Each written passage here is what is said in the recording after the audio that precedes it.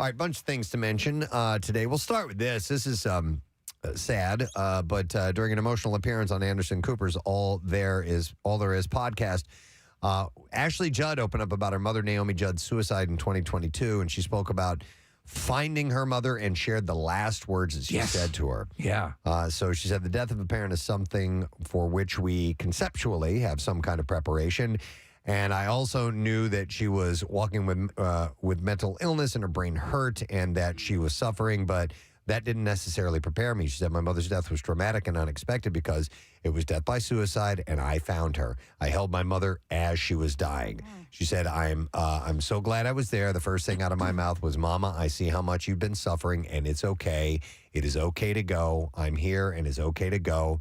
I love you. Go see your daddy. Go see Papa Judd. Be with your people. So that just must be a awful. You deal with that thing to carry with you for the rest of your life. However, she was, but she was in abject agony. She was going through just a nightmarish situation. So maybe you can derive some comfort in knowing she was free of it at that moment. Maybe, yeah.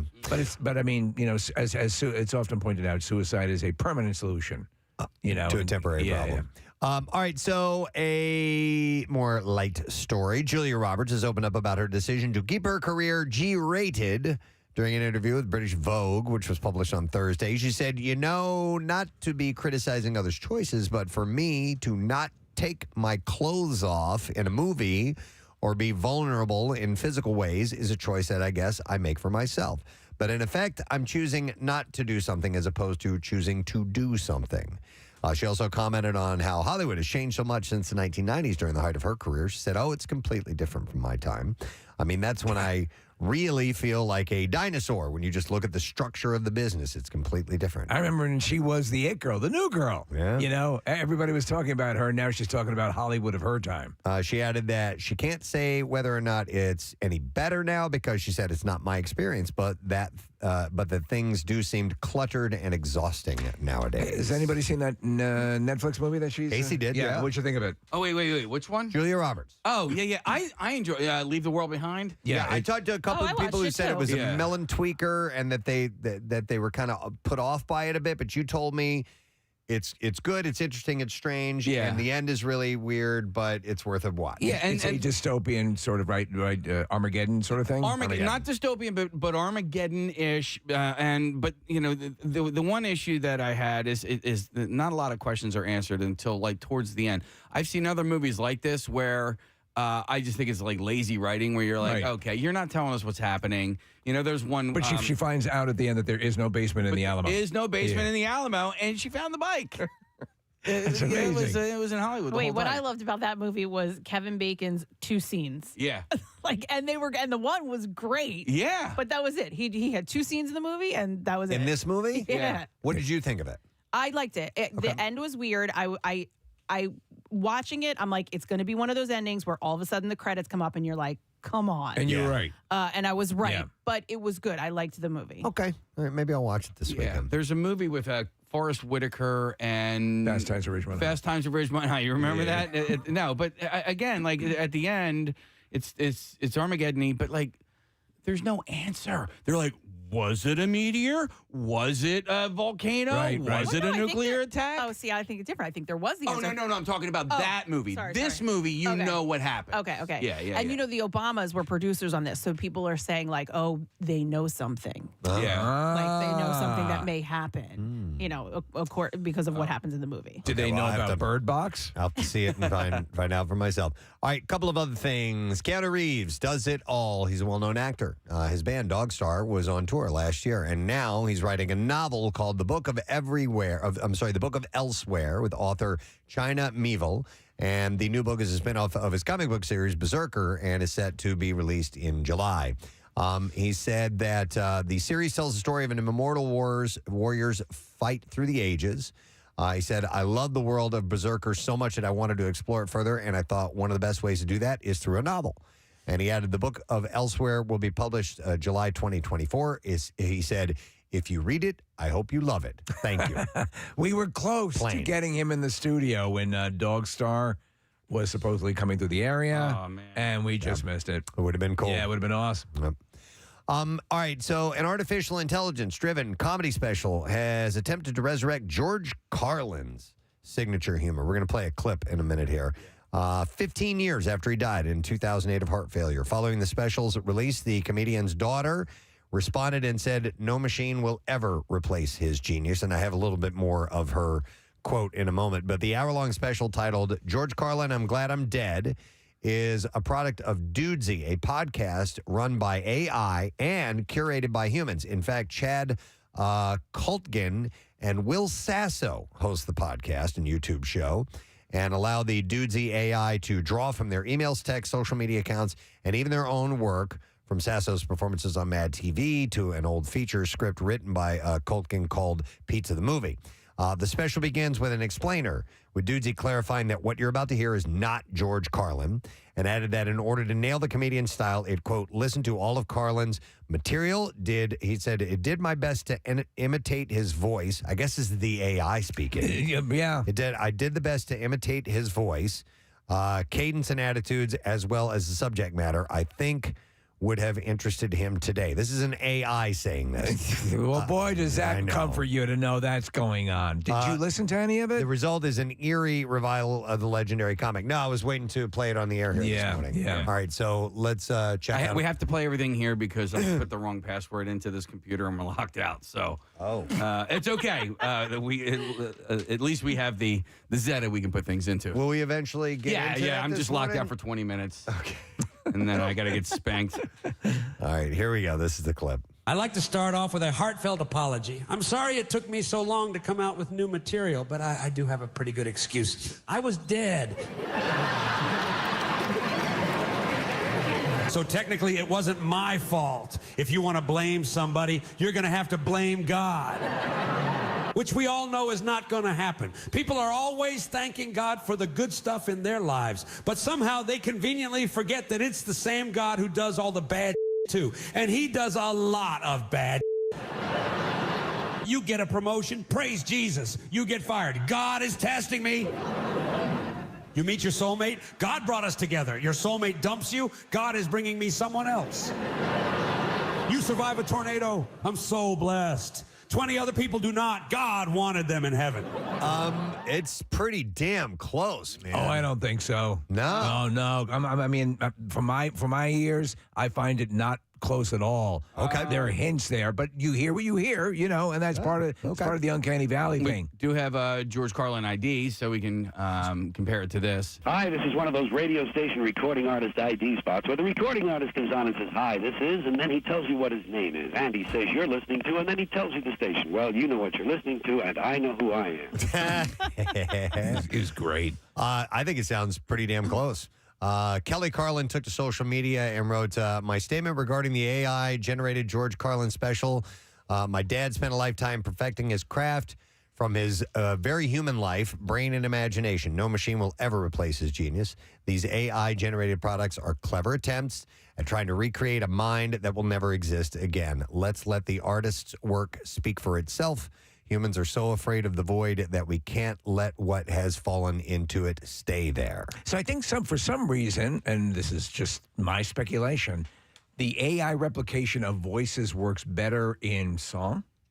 You know, when they're singing. Yeah. At least I've heard some of those that are like, wow, that is awesome. But you remember like the Jimmy Stewart one we played? Sounded nothing like him. All right, moving on. On Thursday's episode of Good Morning America, Michael Strahan sat down with his daughter Isabella, and they revealed that she's been seeking treatment for a malignant brain tumor called a medulloblastoma. She underwent emergency surgery on October 27th, the day before her 19th birthday. Her next step is to receive chemotherapy treatment at Duke Children's Hospital and Health Center in Durham. She said, that's my next step. I'm ready for it to start and be one day closer to being over. She said, I'm very excited for this whole process to wrap, but you just have to keep living every day, I think, through the whole thing. Remember when he was off for a while? Yeah. And nobody said anything about why. That had to have been it, obviously. The video's incredibly touching because he's sitting next to his daughter, and she is being very brave. I guess she was working or is working as a model. Her head is completely shaved, I guess, or maybe she hasn't started chemo yet, but they had to do the surgery, which she responded well to. So hopefully the prognosis is good. All right, here's a clip from her. That's when I definitely noticed headaches, nausea, couldn't walk straight. I thought I had vertigo because I looked that up and associated that with walking straight. All right, and then there's another one with she was getting sick and throwing up and all that. It's not playing. Waking up, but I was throwing up blood, and my sister, I was like, this probably isn't good. So I texted her, who then notified the whole family. And then that was when we decided you need to really go get a thorough checkup. And thank goodness for the doctor. I feel like this doctor saved her life. Oh, man, that's just got to be horrible going through that. He's sitting there, and he starts to, of course, tear up because she starts to cry. And then he says, you're going to do great. And the way a dad would to his daughter is just very, very beautiful and very touching. All right, one more show or one more story that's a little bit on the downer side of things. Kate Beckinsale was a presenter of the Golden Globe Awards on Sunday, but she revealed on Instagram later in the week that sadly her night ended at the hospital. Her stepfather, Roy Battersby, was recovering from a stroke. She wrote, we need a miracle. This was last week. This week has taken an even scarier turn involving the health of my beloved stepdad, Roy, and we need every tiny scrap of love and magic in the hope that he pulls through. On Wednesday, she posted a black square to her Instagram page. It led many to assume that her stepfather had passed away, but I don't know what the story as of now about him is. So I saw this yesterday. This was cool. The first trailer for Back to Black, the highly anticipated Amy Winehouse biopic. Yeah. Coming later this year. It was released yesterday. British actress Marissa Abella stars as Winehouse in the film, which was directed by Sam Taylor Johnson, who did 50 Shades of Grey. The movie was made in cooperation with the Amy Winehouse estate. Will feature many of her songs. The movie follows the singer's early years in London, her rise to fame, the making of her iconic album, Back to Black, and it also is expected to touch on her struggle with substance abuse, which ultimately led to her death from accidental alcohol overdose in 2011, the age of 27. So the trailer looks good. This gal looks really good in it. Obviously, the music is phenomenal. Such a super talent. Oh, my God. That album is incredible. You can't believe how good it is. Yeah. So I'm very interested to see that. Margot Robbie is, in a recent interview, said that she's taking a break from acting. I'm done. Focusing more on producing for the time being. She said, everyone's like, you taking a break? And I'm like, you do know I'm a producer, right? We don't get a break. She said, no, the producing is 24/7. But on the acting side, this is the longest that I haven't acted on a set because we finished Barbie in October 2022. So it's already been more than a year since I was on set as an actor. And other than COVID, that's the first time that's ever happened. She said, I also think everyone's probably sick of the sight of me for now. I should probably disappear from the screens for a while. Honestly, if I did another movie too soon, people would say, her again? We just did a whole summer with her. We're over it. I don't know what I'll do next, but I hope that it's a little while away. So she'll be away from the screen for a little bit. According to Variety, Leonardo DiCaprio, Regina Hall, and Sean Penn are set to star in Boogie Nights director Paul Thomas Anderson's next film. Wow, he puts space between his movies. Details about the project are being kept under wraps for now, but the outlet reports that this is expected to be Anderson's most expensive film yet. The budget is already approaching $100 million. It's called Choo Choo. Nobody knows what it's about. Just sidekick. yet. Maybe it's a sidekick story. Except a man's sidekick. Yeah. Let me see. Just a couple more quick things. Tom Cruise has reached a development deal and production deal with Warner Brothers to create original and franchise films starring him. As a result of the deal, which is a coup for Warner Brothers, Cruise and his production company will have offices on the Warner Brothers Discovery Burbank lot. That's very cool. That's a big thing when you get your setup right on the studio. Yeah. That was a big dream for Spielberg to get on Universal's set, studio complex. There was interesting things. Top Gun Maverick exploded. It just did phenomenally well. And then the really good Mission Impossible movie did not do well. Followed up, and they're trying to figure out what happened with that. And it might have been that Maverick was so huge, Right. and it was such repeat viewing for a lot of people that they sort of wanted some space between that and the next Between Tom Cruise project. movies? Yeah. He will continue to lead his existing franchises, such as Mission Impossible with Paramount. His past projects with Warner Brothers have included films such as Interview with a Vampire and Risky Business, Last Samurai, and Eyes Wide Shut. His most recent project with the studio, Edge of Tomorrow, Really good. it's a great movie. And The Last Samurai is really good. Was released a decade ago, by the way. One last thing, then we'll move on to some clips and things. Or can we do clips and things? Yeah. Okay. And smoking funny things? Yeah. CBS has ordered an NCIS prequel series. What? That will focus on a young Leroy Jethro Gibbs. The series is titled NCIS Origins and will air during the 24-25 season. The show will be set in 1991 with Mark Harmon serving as the narrator. His official logline states, in the series, Gibbs starts his career as a newly minted special agent at the fledgling NCIS Camp Pendleton office, where he forges his place on a gritty ragtag team led by NCIS legend Mike Franks. They have milked the hell out of that one. Yeah, they have. Yeah. Big time. And I can, it's a fun show. Procedural, right? It's a procedural. It's Yeah. a good show. But I just don't like him on that show. His character is a dick. So he's just one of those bosses that's not that is unkind a lot. And I don't like that type of character. Everybody loved the show. A lot of people loved the show House. And he was this incredibly brilliant doctor, but he was a prick. Yeah. And I can't take that for too much. I'm not into it either. So Harmon will executive produce with his son, Sean Harmon, who originally brought the idea of Young Gibbs show, of that idea to the CBS. He's previously played a younger version of his father's character in an episode of NCIS, actually a few of them. But he's going to focus on executive producing the new series, and casting for lead role will begin shortly. All right, movies opening this weekend.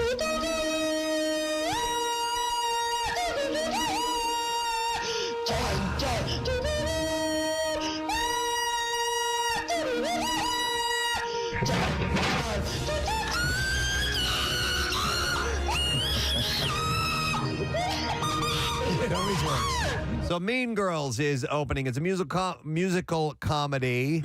It stars Angourie Rice, Renee Rapp, and Avantika. New student Katie Heron is welcomed into the top of the social food chain by the elite group of popular girls called the Plastics, ruled by conniving Queen Bee, Regina George, and her minions, Gretchen and Karen. However, when Katie makes the major misstep of falling for Regina's ex-boyfriend, Aaron Samuels, she finds herself prey in Regina's crosshairs. Hour and 52 minutes long. It's rated PG-13. Hits wide release today, and Rotten Tomatoes score gives it a 71%. Also opening this weekend is The Beekeeper. It's an action mystery. It stars Jason Statham, Jeremy Irons, and Josh Hutcherson. One man's brutal campaign for vengeance takes on national stakes after he is revealed to be a former operative of a powerful and clandestine organization known as Beekeepers. Hour, 45 minutes long, rated R. Wide theater release Rotten Tomatoes score is at 72%. Peace. And then finally, That's the scene, right? Yeah. Peace. The Book of Clarence. It's a comedy starring Lakeith Stanfield and Amnar Sai and Anna Diop. Streetwise, but down on his luck, Clarence is struggling to find a better life for his family while fighting to free himself of debt. Captivated by the power and glory of the rising Messiah and his apostles, he risks everything to carve out his own path to a divine life and ultimately discovers that the redemptive power of belief may be his only way out.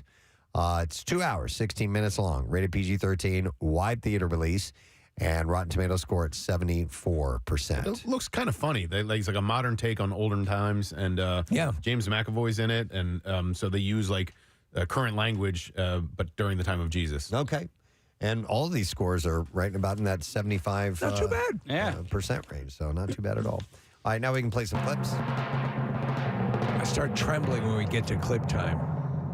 So, The Killers of the Flower Moon is inspired by the true twisted story of members of the Osage Nation murders in the 1920s. In this clip, Lily Gladstone, who won Best Actress for her portrayal of Osage member Molly Kyle, explains why she included Blackfeet language in her acceptance speech. It's often how I introduce myself in a new group of people, especially when it's significant.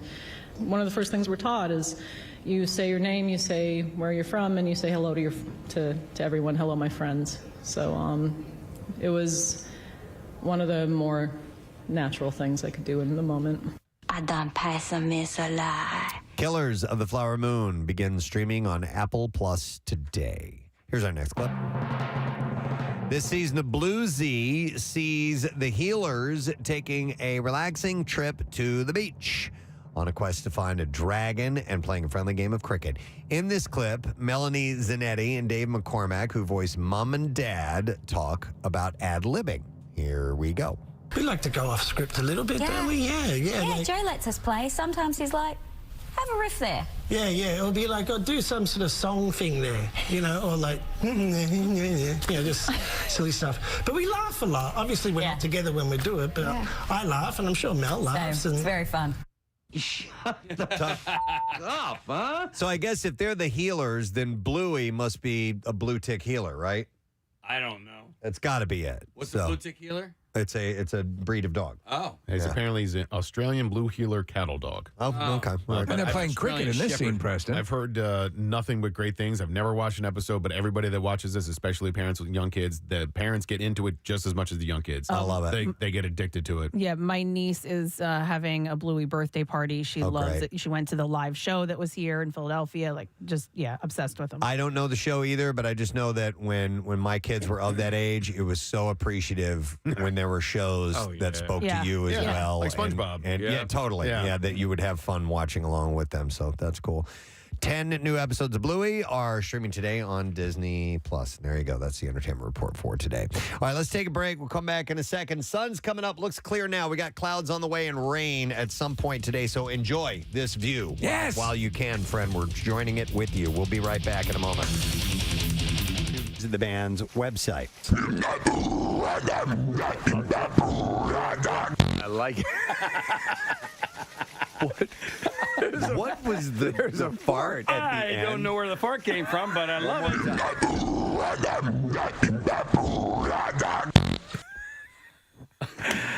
Play that at regular speed, please.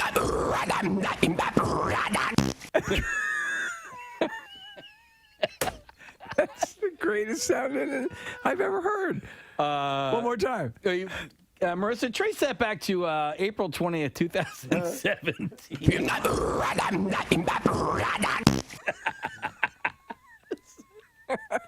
Kathy thinks this is hilarious. It boggles my mind how you still find it this funny that the three of you can't contain yourselves. It's great. It's everything you want to say. Sometimes the words don't come to you. I play it again. Which speed? Slow. Let's do it slow. I think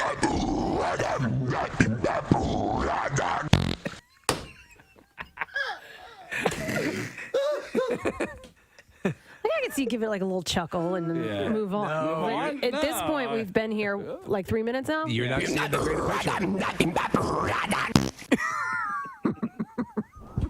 So as it's gearing up in classic corn fashion to be this aggressive sort of war chant, it's completely undermined by the childlike poot.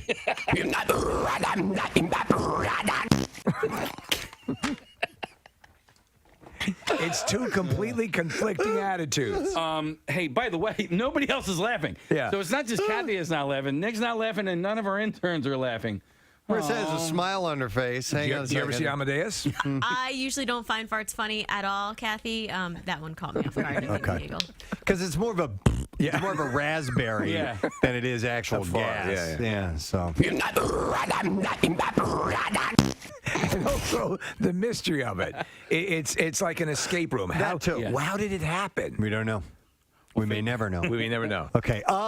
Music news. Yeah. Turn the one more. Stop time. the press. I go ahead. What was that? That was a mistake. It just can't.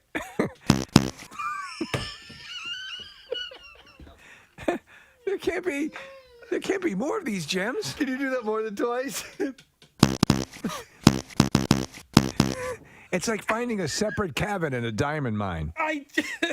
Okay. See, sometimes when you hit this button, it doesn't work. So when I hit it twice, it went burp burp. Yeah. Look, Chuck's laughing so hard he's crying in the other room. I love it, Chuck. Anybody that doesn't find that hilarious is dead inside. Yeah, dead inside. Or just a little more mature. Oh, God. I wish the button was What is better. great is that you have a massive company, a media company, Beasley, who's currently paying us to do this. Dude, they took us down to D.C. last They week did for some big award in front of senators. Yeah. That's how stupid we are. Or they're bad. Genius. Or we make a living. Fast one, yeah. We make a living out of this. There you go. Follow your dream. 2 is funnier than 3 or 4, I think. Yeah. Wait. It sounds like a wrong answer type of thing. Is it Sputnik? Ah, man. 1 for yes, 2 for no. Or double A. Triple O. MCO. Let's stick with rumors. Viewers, will they want to keep up with the Kardashians if Kourtney leaves? And we might find out for months now. Oh, please. Tension between Kourtney and her sisters have been rising. Last summer on Keeping Up, viewers saw Kim and Kourtney reach an almost breaking point over their differing priorities in terms of family and work. And in a recent interview with Paper, Kourtney confessed that she'd love to leave the show in the dust. She said, I will always say I want to move away someday and just be away from it all. Sail away. Sail away. No one will ever see me again. I keep throwing up different places. I'm going to throw up. I keep throwing up in different places. I keep throwing I'm up. gonna puke. I keep throwing up different places, but then I'll go there and visit. And she's going to sail away. She's going to sail away, just like sticks. But then I'll go there to visit, and I'll be like, nope, this isn't it. But I'm glad I came. She's just afraid of Chloe coming after her. Yeah. She said, we've just been to Finland. And I was like, check. It's great for me to visit, but I'm not going to move there. Maybe Norway, Switzerland. I've got lots of ideas. She does have a lot of ideas. That's according to Kourtney. They're all annoying. On Sunday, producer Ryan Seacrest was put on the spot by an ET reporter who brought up the subject. Do you think that Kourtney is gonna leave the show? You think Kourtney's gonna leave Keeping Up with the Kardashians? ET is a reporter, mind you, so yeah. I'll always be right here. Seacrest seemed taken aback. Why? Because I'm from another planet? Are you a xenophobe? But then said, well, if the cameras go away, as long as they can come back, Kourtney. On my home planet, I was a botanist. He said, they can go away for a little bit, but bring them back so we can do another season or 2. Honestly, I don't know how they do it. He said, I couldn't do it no matter what they were paying them. I can make things levitate. Just thought I'd throw that in. He said, I could not do it, so I give them a lot of credit for having those cameras in their lives all the time. And I love you, Courtney. Love her. He loves her. He loves her. Well, that show has made millions for him. Oh, my God, yes. Of course he loves Honestly, her. I have to say, I thought that meteor would have crashed Earth long ago. And they still keep renewing it. It's very resilient. I wonder if it's like don't get it. Alcoholism or something. You're just addicted and Maybe. you just do it out of routine. Maybe. You know what? American audiences always need, though, that super rich family to watch. True. And there's what no. they do. Well, I guess there are a few of those. In fact, maybe even Dynasty itself is on. But I think that kind of covered the bill for a while. Then now we get reality TV, which takes over for that. So that's like the Real Housewives and all that stuff. Maybe you're right. so, I don't know. It's annoying. I don't watch any of them. None of it? I'm a botanist. Okay. No interest. Yeah. All right. So this is interesting. Haven't heard this name in a little while. All eyes were on Val Kilmer as he took center stage Sunday night at a benefit for his Twain Mania Foundation, created to impact the iconic writer Mark Twain's legacy to children. The 59-year-old posed on the carpet with a pair of binoculars around his neck. How's he looking, by the way? I have not seen the photos, Steve. I'm not really sure if we have any. If you guys To be honest, I find any, that'd be great. There was a point there. Huh? Yeah, he looks okay. He had throat cancer, some sort of variation I've got a of throat little cancer. You got it? information All on right. that coming up. But we're looking at a picture of him right now. He looks. Now he was heavy for a while. He was very heavy. He got pretty hefty. Looks like he's lost the weight, but man, has he done some work on his face. He's Mickey Rourke-ified. Yeah, he's aged clearly, but you can tell that there's been some work around the eyes and the cheeks. And that just, I couldn't tell you. If you showed me that picture and said, who is this? I couldn't tell you that's Val Kilmer. It No looks way. like a drag queen pretending they're Val Kilmer. Yeah, kind of like that. He's not going to be featured in the new Top Gun? Yes, he's going to be in it. Is. So his son Jack was also in attendance for this event. But the appearance previews a comeback of sorts for the star, who is set to hit the big screen again in Top Gun Maverick. Last summer, Cruise said of Val Kilmer that he was doing really well. Well, it's unclear what prompted Kilmer's hiatus from Hollywood. It became apparent that he was struggling with health issues during the hiatus. In 2015, a spokesperson told People magazine he was rushed to the hospital for a possible tumor. In 2017, he admitted that he had throat cancer and had recovered after a 2-year fight. He told The Hollywood Reporter that the procedure on his trachea made his voice raspy and left him short of breath. I really like Val Kilmer. He's been in some really great stuff. Top Secret and Real Genius. And I love him in MacGruber. Yeah. He's freaking hilarious. And Steve, you're forgetting Tombstone. Tombstone, thank One of the you. greatest performances. Yeah, definitely. I bought the man's shirt. I think his best performance, and The Doors. He was phenomenal. So what would you say? So greatest Val Kilmer, Tombstone?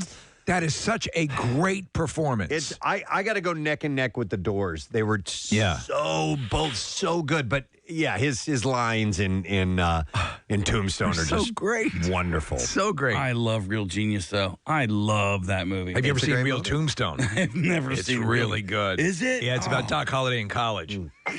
Only he uses a laser instead of I'm going to use a revolvers. laser, honeysuckle. I'm going to make a whole big house into a Jiffy Pop. What was that? Was that him? That was his bite in. in Top Gun, his Yes. best pilot. Yeah, hit it again. That's his teeth coming together. Oh my God! That's right. Nice. Man, I am dangerous. And there's the bite. Right, man. That line from Cruise, I hated. Ice, and then he pauses. Man, and brushes off his shoulders. You're awfully big there. Horrible movie. I'm 5 feet 3 inches tall, man. I'm a little tiny man. But as much as I hate Top Gun, I can't wait to see the sequel. Likewise. I really want now, to see it. Because guess what? What I said, and I thought they were going to do, is they're going to go more realistic. Yeah. You think so? That's the word. Okay. And now with the availability of what they can do. It's Steve. Wouldn't it be great if in the locker room saying they all of a sudden break into a dance number? Right. We're going for ultra realism Realistic. here. I want to see Val Kilmer, though. You know, I want to see how he looks and how he's able to pull off Iceman, because what we just saw there up on the screen doesn't jibe with the Iceman I know. I don't think he can't be all that cocky anymore. You're not just writing checks. Your body can't cut. What was that? You're dangerous. Man, I can't understand your words. Man. John Hamm's in it, too. He was at the Blues game last night and on Saturday, and he's done a few spots on NBC for the Stanley Cup Finals, and so it'll be cool to see him in it as well. I love in Nadnan. I'm sorry. I love in Nadnan. He wasn't in Nadnan. No, Madman. Oh, Madman. Yeah, exactly. Okay. You can't put your lips together. No, man. I had a little surgery. Yeah. You got a little surgery? You look weird. Tonight, E.T. gets the exclusive with Val Kilmer. I'm going to rip the Band-Aid off. This can go hard on you now. You look weird. Bring it, you little bitch. All right, what else I have for you? 3 months after Nicolas Cage and Erica Quakey got hitched in a quickie Vegas wedding. A quickie. Quakey was quickie. You remember he Nicolas Cagey tried to immediately get it annulled. 4 days. Yeah. Vegas. After this, a judge in Clark County had granted them a divorce. Cage filed for an annulment 4 days after the wedding. He was drunk. He freely admits. That was his fourth wedding, by the way. Claiming that it was based on fraud because Quakey did not disclose her criminal and romantic history to him. See, you didn't tell me about your criminal history. Traffic on 93.3 WMMR. All right, thank you, Kathy. By the way, I want to give some love to the crew at the Cherry Hill Fire Department Motor Maintenance Shop. They got us cranked way up. Oh, we love you guys. And they had the AC/DC at high decibel levels, which is, of course, is law. You have to have AC/DC cranked, all right? So later on this morning, Gina Schock is going to be joining us on the program. Looking forward to talking to her. She's in town for Philly Loves Bowie Week. But we need to do some other things. It's Connoisseur time. Yes. It's a Friday morning, and we need to dive into the world of culinary excitement. It's time for the Connoisseur, brought to you by what, Preston? Mini Melts. Yeah. And we have a new flavor of Mini Melts. And Casey, I normally have normally we do. all this information that I'll need get to you that information. impart to you about Mini Melts, but I can tell you from firsthand experience about Mini Melts. It is it's this super duper cold. It's the coldest ice cream in the world, to be honest. And so much so that when you go to Wawa, you have to get it in its own individual container. So do each of you have the new flavor of Brownie Blast over there? Yes, I do. All right, I want you to go ahead and try it. I've already had it, and I already know what I think about it. And I will say it is my favorite flavor so far because we're trying these blindly. Wow. Brownie Blast. Man. Yeah, right? That's so good. I like that there are two different textures within this. Yes. There's the brownie texture, and then there's the ice cream texture. Yeah, because you get the chunks of brownie. Yeah. And savory chocolate ice cream. Uh-huh. It's an unforgettable experience. Yeah. Bite after bite. I'm never going to forget it. Blasting with flavor. And it keeps you coming back for more, in case you did not know I got that. blasted. Home run. Yep, I'm telling you. So if you haven't tried your Mini Melts yet, you got to get to a Wawa near you and pick it up. They're in single-serve containers, and they come with their own little spoon right inside of there. So it's so easy for you to grab and go with this. And also want to mention that they are free of all soy, egg, peanut, tree nut, and sesame as well. So get to your local Wawa and taste for yourself. Casey, have you had the right now, bro. The Brownie Blast, and your opinion on that so far? I like it. I like it that a lot. Okay, your favorite flavor so far? Is the strawberry cake pop. Really? Oh, the cake pop. All right. Do you know what blew me? So this is anything chocolate is going to win, but what blew me away was the cotton candy. Yeah. I had no idea. Unexpected. No idea. Because we aren't big cotton candy fans, but the ice cream, you sounded like... You sound like, what's his name? Chunk? No, not Chunk. Chocolate. Sloth, thank you. Chocolate. You said that, so.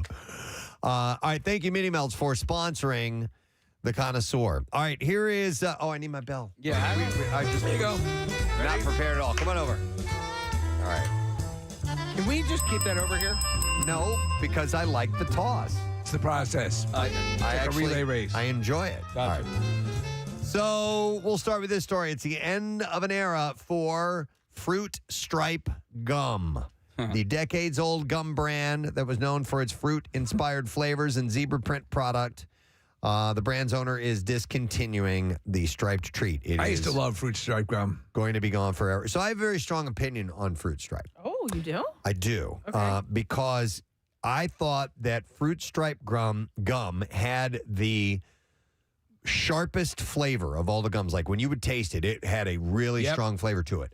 But it was gone in 10 seconds. For 10 seconds. There you just raised my thing because it had the shortest flavor distance. That's not for an lack of a better term. I would go through an entire pack in about 10 minutes. Yeah. Because it's like they call it chasing the dragon. Yeah. That's what I was doing. The flavor dissipated so quickly. Yep, you would lose it. The other flavors would at least stick around twice as long, maybe even longer than fruit stripe. But the flavors weren't as good. I thought it was my favorite, but I got bored of it quickly because you would just lose that flavor and so you had fast. a wad of gum in your mouth. Representative for Ferrara, the fruit stripe owner, said the decision to sunset this product was not taken lightly. We considered many factors before coming to this decision, including consumer preferences and purchasing patterns and overall brand trends for fruit stripe gum. The iconic gum, which has been sold since the 1960s, came in 5 flavors: wet and wild melon, cherry, lemon, orange, and peach. Yeah. Each pack came with a temporary tattoo of its mascot, Yipes. Yipes? The zebra. Yeah, that was the name of the... that's right, yeah. that was the name of the... I never knew his name, but apparently it was Yipes. My all-time favorite bubblegum was grape bubblegum. Oh, grape bubblegum was excellent. Yeah, bubble yum was like, that was the best gum. And bubblegum lasted a bit more. Mine was watermelon, Preston. Okay. I thought Hubba Bubba might have been a little bit better than Bubble Yum. Bubblelicious was just okay, a little too gritty for me. But grape, the thing with grape though, Press, you wanted to swallow it. You wanted to eat it. Well, I did. Yeah. I'm a gum swallower. I don't care. That whole thing about swallowing your gum and not doing it is stupid. Yeah. It's so go ahead. I think swallow away. Rochelle bought it hook, line, and sinker. Still to this day, she would get on the kids about swallowing gum. I'm like, it's okay. I just think I'm going to choke on it. It's like, you know what I mean? You can't chew it down to. Right.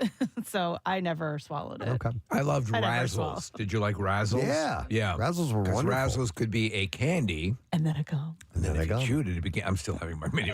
Yeah. It was. I love all that stuff. And then the best part, it was all wonderful for your teeth. Ferrara, which also produces other well-known candy brands such as Fun Dip, Pixie Sticks, and Nerds, said discontinuing Fruit Stripe was a difficult decision. Do they do butt nuggets as well, or was that another company? I think it's a different company. Those are all like candies that you loved as a kid and you would never pick up today. Absolutely. Like Pixie Sticks, it's just a stick of sugar. That's it. And I loved them when I was a kid. It. Though last year I did, which is just a couple weeks ago now at this point, I did get the Big League Chew, and just nostalgia. Is this what I remember it as? It was pretty good. The giant Pixie Sticks, that was the Easter Bunny always brought those to us. The plastic ones? Yeah.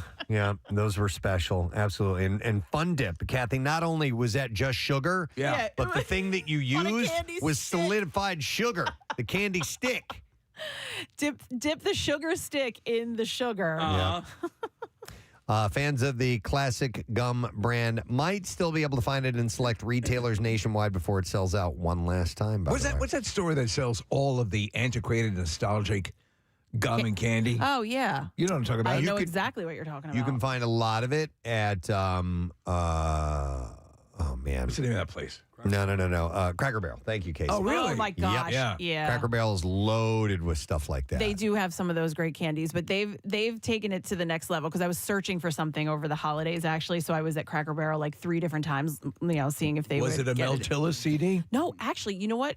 Hershey was out of like a lot of their a lot of things that they normally have during the holiday season, like the giant Hershey Kiss was not available. And Cracker Barrel usually has that. So I was checking. I kept checking back, but they didn't have it either. That's where I get my tires at Cracker Barrel. But Cracker Barrel, I noticed because I was looking through the candy several times, they have a lot of the gummies, but like the gummy sets. So you know the Lunchables? So now they have like Lunchable gummy sets. They have gummy sushi that comes with like the sticks that you can eat the sushi. Gummy and they even have sushi. something you like dip in, you know, a little sugar. Almost like a wasabi. Oh, my God. Yeah. Those things are gross, man. A gummy hamburger, gummy bacon. Yeah. Do you think if things had been different, that there would be the same way there were candy cigarettes, there'd be candy versions of edibles? Oh, maybe. Yeah. Right? They are candy. I mean, sort of, right? Yeah, you know? Well, so. Yeah, I mean, gummy bears. Gummy bears are sort of there, right? Yeah. All right, so. Yeah, but they took it from the kids.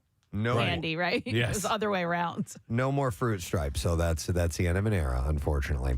All right, let's play a clip and see if we can identify what movie this food clip is from. Let's do this one. Here we go. He lived with his mother till he was 40. She tried to poison his oatmeal. Erroneous. Erroneous. Erroneous on both counts. All right. 215-263-WMMR. Do you know what movie that is from? We're going to give away, by the way, tickets to the Philadelphia Auto Show. Yeah. Oh, yeah, nice. 4-packs, tickets for everybody who wins today. So call if you know what movie that's from. All right. Next order. Whole Foods shoppers soon can bring home a dish from one of Philadelphia's most lauded restaurants. Zava. Oh, wow. Will start selling its hummus at select Whole Foods locations beginning, it says on Tuesday, and I think that might be this coming Tuesday. The dip will be carried in at least 150 stores along the East Coast, including the 2 in Philadelphia and those in Wynwood, Jenkintown, and Cherry Hill. I used to hate hummus, and now I adore hummus. It's wonderful. Life is fickle. The hummus is the first product from Zava Foods. I have to imagine that's got to be top-level hummus. The retail arm of Chef Michael Solomonov and restaurateur Stephen Cook's award-winning restaurant. It will sell retail for $7.99. Is it marketed under Big League Hummus? Maybe it is. I don't know. They haven't shown that yet. But according to Zava Foods' website, the hummus contains just 7 ingredients: water, roasted sesame tahini, steamed chickpeas, organic lemon juice concentrate, salt, cumin, and garlic. And that's it. Do you like the different flavor hummuses? Like the Sure. Yeah. Oh, yeah. Yeah, roasted red pepper. Oh, my God, yeah. Garlic or Jalapeno. pine nut or, there's all kinds of stuff. Really good stuff. There's a chocolate hummus.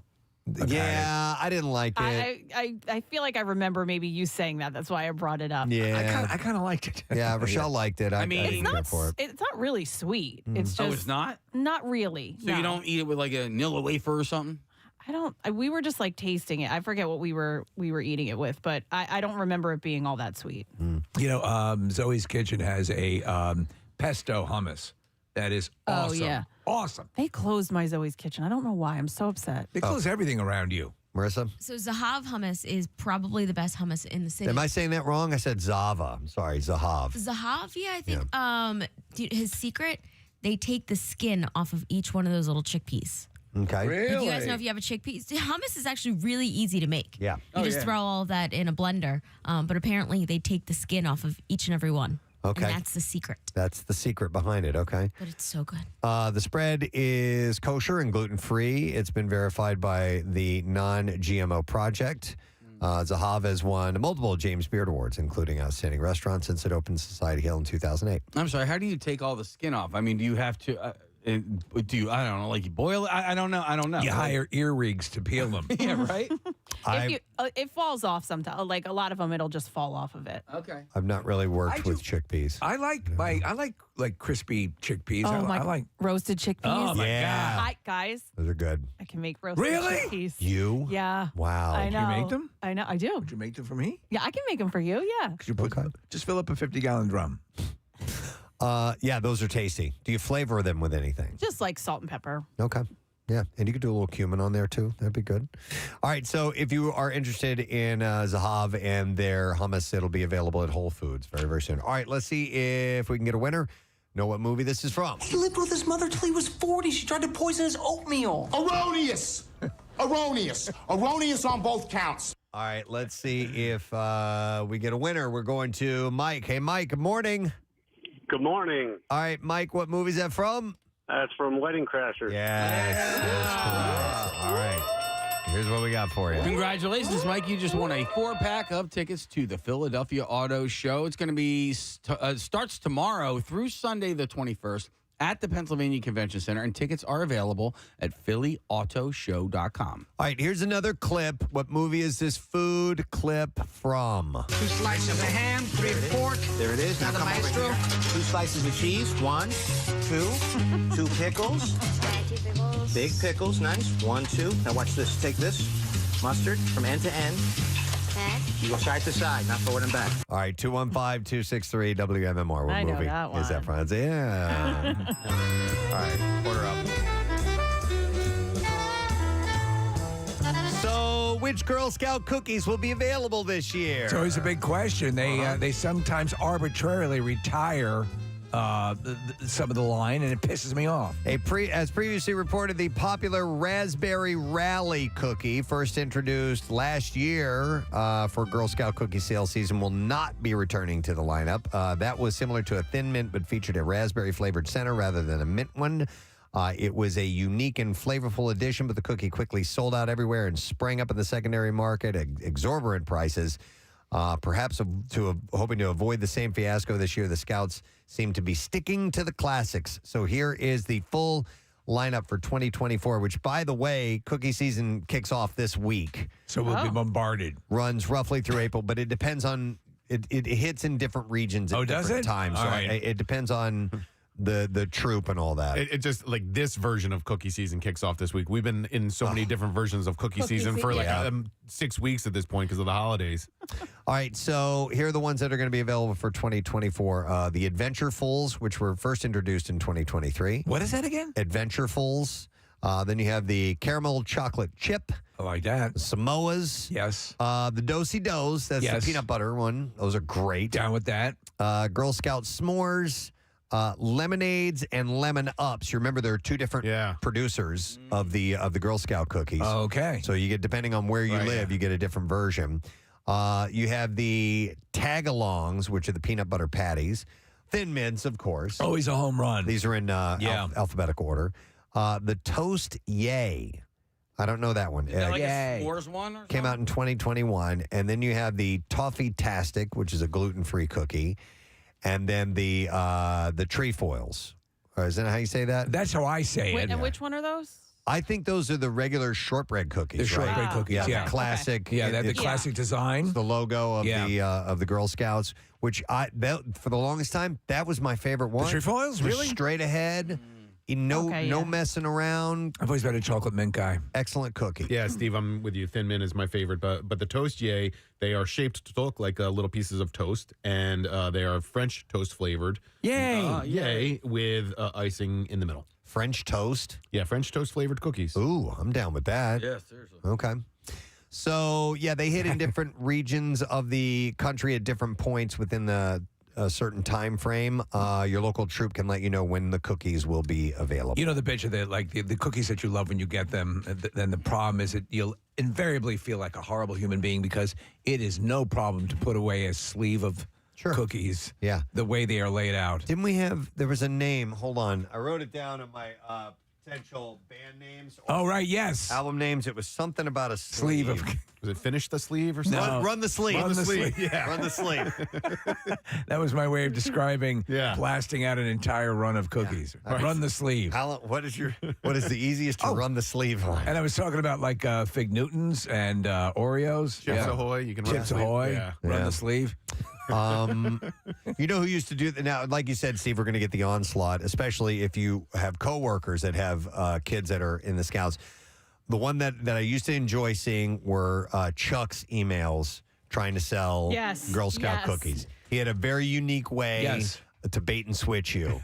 Genius. With his subject lines. Yes. And I always looked forward to those. They were So good. you guys, so you had a little bit of that to do. You had both. Caroline is still a Girl Scout. Is she Oh, is she? really? Okay, all right. Yes. And like active and does stuff with them? Goes to the meetings and stuff. Yeah. Yeah. will Which there- I was totally shocked by. She just decided like this last year, I want to, because her friend has been like a lifer. and her best friend. And she's like, I want to go back to that. And I'm like, all right, cool. Will she be selling cookies? I don't think so. Okay, so they probably age out of the cookie thing at a certain point, right? Maybe. And then they sell cars. Did you guys I say don't know. pancakes I'm an still- uninvolved parent. Well, they do a lot of. I didn't even know I had a daughter. They do a lot of other fundraising things and stuff like that. So she, I think maybe if you're not out selling cookies, Right. there are a lot of other things. Real that they do. estate. I mean, listen, I was never a Girl Scout. What were you kind of looking for, like a ranch? I was never a Girl Scout or a brownie or any of that. That's a shocker. I only know because my niece is in it, and so I hear all about it from her. Yeah.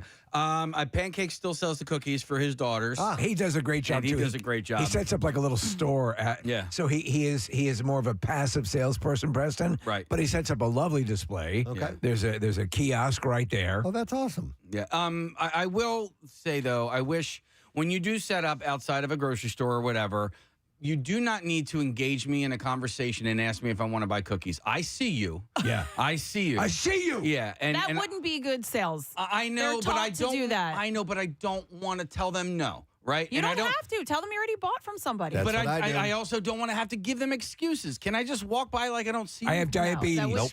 That wouldn't be good. That wouldn't be good sales. Yep. A good sales tactic. Steve, back to pancake setting Yeah. up. That's what happens. Is the parents then end up selling them because if they don't, they've got to fork out the money for the cookies that their kids have to sell. Well, what they know is and that has been the modus operandi since this whole thing began years ago, was the knowledge that the parents would be the one facilitating it. Now, Case, what I will do is I will come out of the supermarkets when those displays are there, and I will I'll donate money. Yeah, just give like $5. Right, Yeah. Yeah. Well, no. The If price- I'm going to give them $5, I'm taking a box of cookies. Wait, so the price went up though? It used to be $4, right? Yeah, it's $5 a box now. Well, that Yeah. well, they'll walk back. They'll talk to the manager. Let's see what I can do for you. So my cousin, when she was younger, she was I don't know what it was Girl Scouts or what, but they sold Reese cups. And my aunt found the wrappers underneath her bed of like 2 boxes of these, and they were like the large ones, like 4 in each. You had to sell them, and so my aunt ended up having to pay for them because she ate them all. Kathy, that's why I wasn't allowed to be a Boy Scout anymore, because I had missed a bunch of meetings, and then it came like chocolate bar season, and I went down to Mr. Van Triest's house. He was our scout leader. I was like, hey, I'm still in, and I took the whole box home, and I ate the whole thing. What I would not have survived, and that became a thing as well, is it the Boy Scouts that do the popcorn? Popcorn, yeah. I would never have survived having to sell popcorn. Yeah, we didn't do that, though, when I was in the Boy Scouts. We didn't sell popcorn. One year, our Little League team, I was the best seller of all the candy bars that year. Yeah. They were all bought by my parents, and I ate every single one of them and sold them out. Yeah. Did a great job at raising some money for equipment. There you go. Do they win prizes for, like, selling the most amount? They did. do? They did in Boy Scouts and Cub good. Scouts. Yeah, so I would imagine Girl Scouts has an incentive program for that as well. All right, we'll see if you know the answer. We're looking for this film. What movie is this? 2 slices of ham, 3 of pork. There it is. Now come over here. 2 slices of cheese. 1, 2. 2 pickles. Big pickles. Nice. 1, 2. Now watch this. Take this. Mustard from end to end. You go side to side, not forward and back. All right, let me go to Chris. Hey, Chris, good morning. Good morning. All right, Chris, what movie is that from, please? Chef. Chef is correct. Yes. We were just talking about it. Talking about that movie. What's you going to get, Case? Hey, Chris, you just won a 4-pack of tickets to the Philadelphia Auto Show. It starts tomorrow, goes through the 21st at the Pennsylvania Convention Center, and that's in Philadelphia. And you can get tickets and information at phillyautoshow.com. All right, another movie clip to play for you, and it's food-related. What movie is this from? Hi. Hey, Allie with an I. How you doing? Good. Not too hungry today? No, not really. Here, have some pie. I made it myself. Yeah? All right, 215-263, WMMR. Have some pie. Made it myself. All right, order up next story. Another local story. Nikki Graziano, I read this article. She needed a liver transplant back in August 2022, a procedure that prompted her to stop drinking. And she found she didn't miss the alcohol, but she did miss the taste. And she said juices became boring. She couldn't drink coffee, and soda didn't do it for her either. So she said, I went from heavily drinking to not drinking at all. Not really by my choice, so I missed the taste of whiskey. And I didn't miss getting drunk and treating my body like crap, but I missed a nice cocktail where somebody put some time and effort into it and wrapped up like a little gift for you. So she opened a bar. It's called Bar Palmina, and this came out in October. It is a non-alcoholic pop-up bar located at the Matchbook in Kensington. It's open Thursdays, Fridays, and Saturdays, serving spirits made with non-alcoholic whiskey, rum, aperitifs, and wine. So you are a whiskey drinker, yes? I am. So do you think sans alcohol content, you would still drink whiskey? I would like to try. When I stopped drinking for just under 2 years, I searched high and low. Now, this was several years ago. Right. And so the non-alcoholic world has expanded wildly Tremendously. since then. And I can only find a handful of non-alcoholic beers, but I never found any non-alcoholic spirits. And so I tried one, and it was horrible. And it didn't even come near to approximating the taste. I can't believe it's not rum. So no, it was some kind of non-alcoholic whiskey, and it Okay. just did not taste good at all. So I am intrigued at trying to at least approximate the taste of whiskey without the burn in it. Especially because it seems her modus operandi here is to replicate that taste to get you right in the ballpark. Yeah, it's just that's an odd combination because part of the appeal is getting used to the alcoholic content and alcoholic taste of it. You know, and so like there is a little bit of a burn with almost any alcoholic beverage you're going to, especially the harder ones. Yeah. So I don't know how you would. How I you would agree. accomplish it, Yeah. and also why that would be appealing to somebody who does not want to drink alcohol. Right. I don't know. Because anything that I don't like the taste of alcohol. But you'll drink like a sweet beer every now and then. And Yes. there are like some Right. sweet liqueurs or whatever That are that very don't- sweet, that yeah. you don't hate. But you're like part of the reason why you don't like drinking is you don't like the taste of alcohol. Right. So if you don't like drinking alcohol, why would I you pursue it? I know. Right. That used to be the thing. Is I remember years ago in school, and when kids were taking their first, drinks, of course, always illegally at a certain age. Well, you just got to get used to it. I'm like, I don't want to. No, I don't like it. want to. So these are interesting concoctions that she says. She's serving 3 non-alcoholic specials this month. And to give you an example, if you're trying out Dry January, you want to try one of these out, go for it. So she has the Clover Club with sumac instead of raspberry, a penicillin with a barley malt that she smoked herself, and a mocktail inspired by her grandmother. And that one includes pasta water, oregano, gin, vermouth, basil, and lemon. That's the way her grandmother makes it, but she did her own inspiration on it. Penicillin? Non-alcoholic spirits need more of a culinary touch in drinks than regular liquors, she said. She uses a sous vide technique to bring out more flavor and substitutes emulsifiers and stabilizers like xanthan gum for sugar to ensure that her drinks don't get too sweet. So she's really... You got to be a chemist to do taking this. a serious approach to this, yeah. I'll be curious to see if it takes off.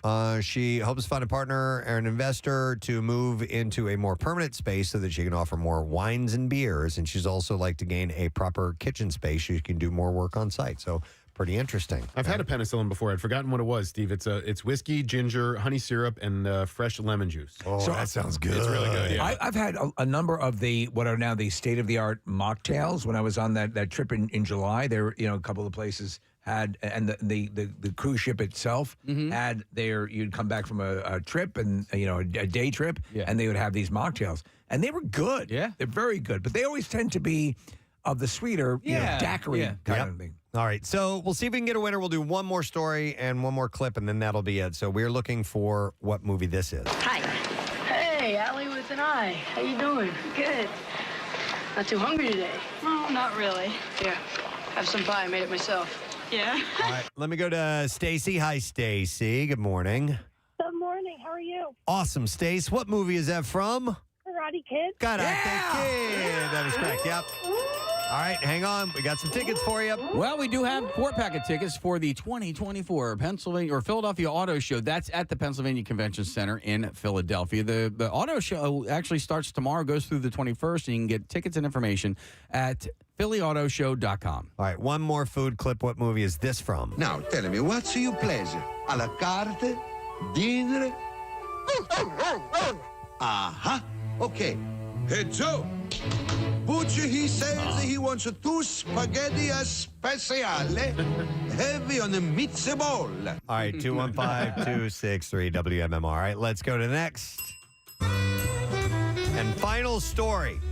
And this kind of has a personal thing to it. I don't know if you guys had ever heard of this or not, but one of California's most recognizable roadside restaurants has closed without so much as a goodbye to longtime fans and travelers.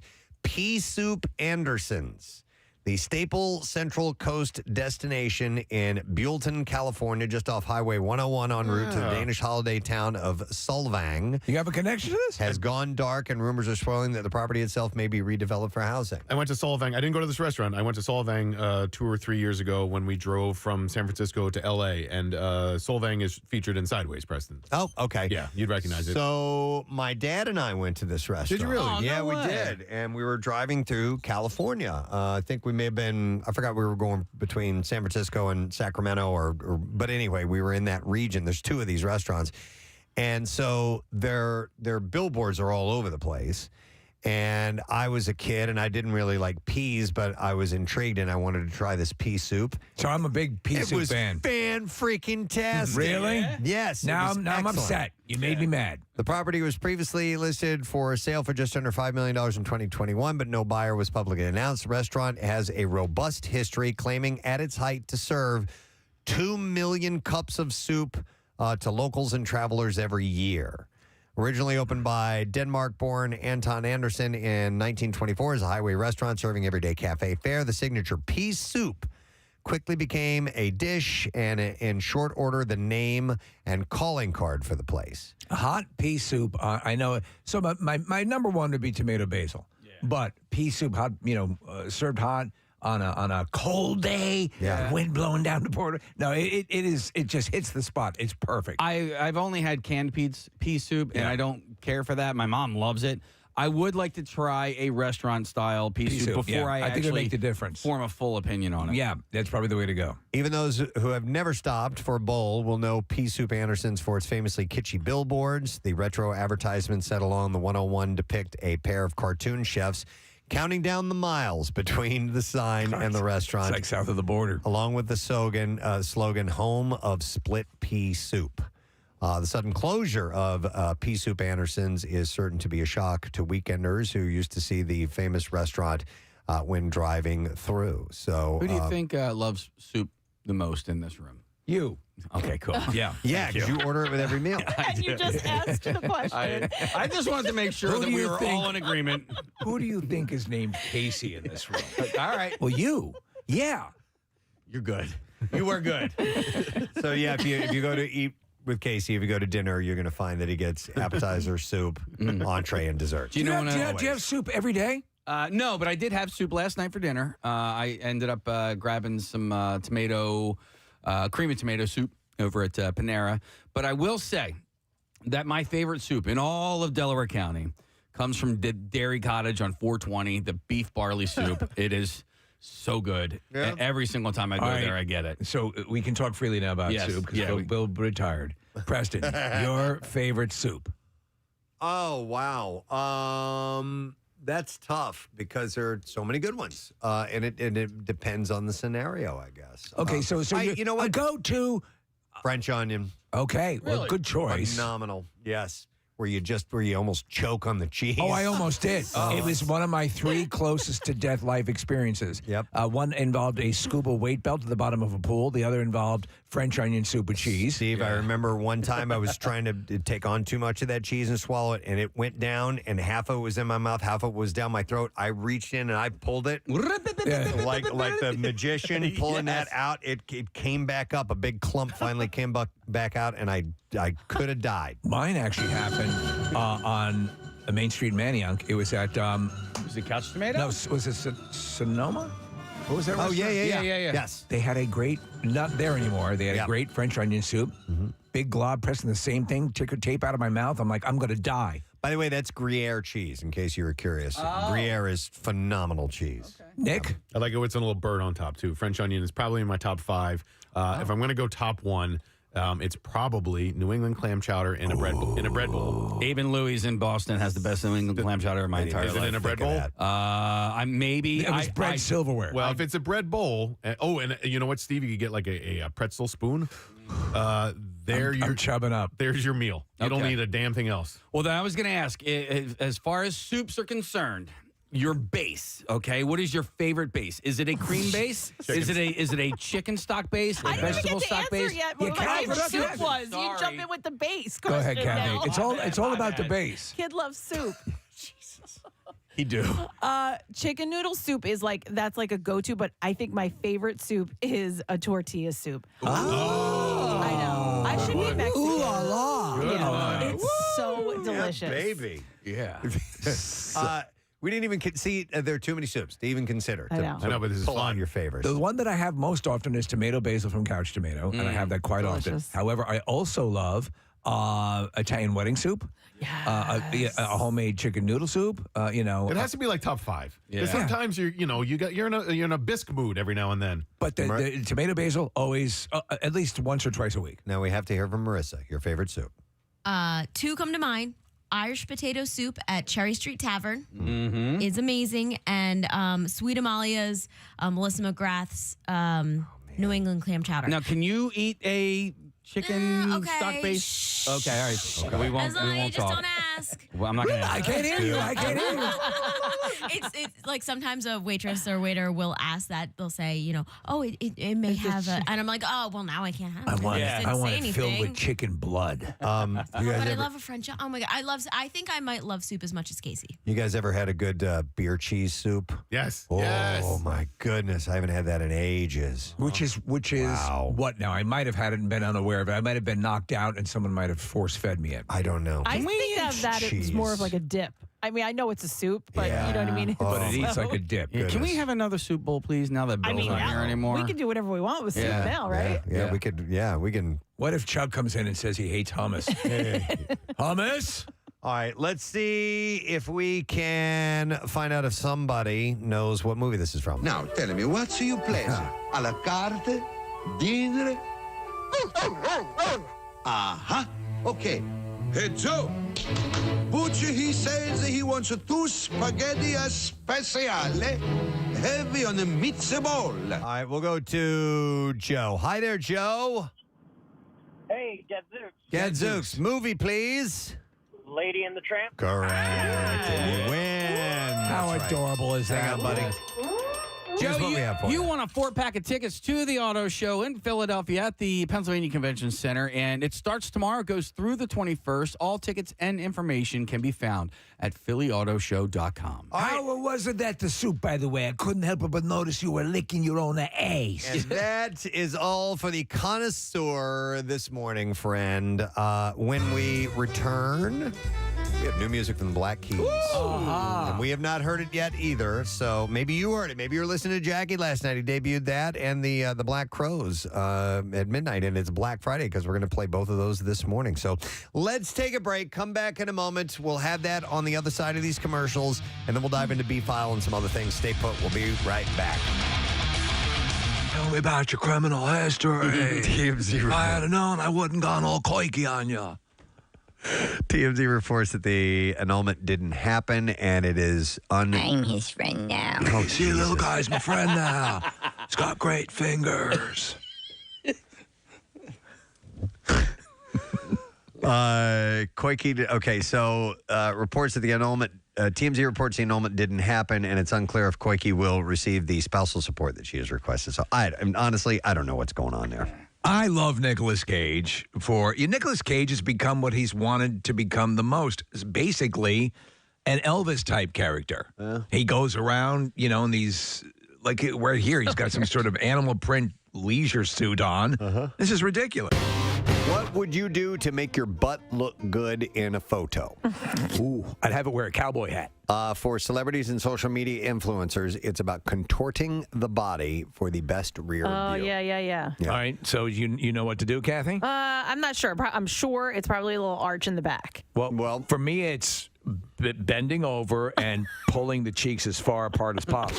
I think that's a different type of photo. Oh, I'm sorry. Yeah, that's I not what they're misunderstood. talking about. I think so you can see everything, where you can see where the skin starts to turn color. Oh my God. Right? Is that what you're talking about? Listen, I didn't even realize I was doing it, but I was, I mooned my daughter. Oh, no. Oh, yeah. Just Here. Yeah, but I brown-eyed. Oh no, your poor kid! You just traumatized her for life. So is that how you take a proper ass picture? I don't think any child should see their father's butthole. Ever. No. Write that down. Do what I did and just feel it. It scarred her. She was like, she freaked out. Oh, I yeah. thought more like, I was singing more in the veins of my Yeah. that I was doing that too. And I was like, I can't believe I just did that. I just did that. I can't believe it either. Wow. I know. Yeah. The man in my little girl. Yeah, right. Poppy, hey, Daddy, I just saw your brown eye. Is that your butthole, Poppy? It was quite traumatic, Poppy. His name is Eddie.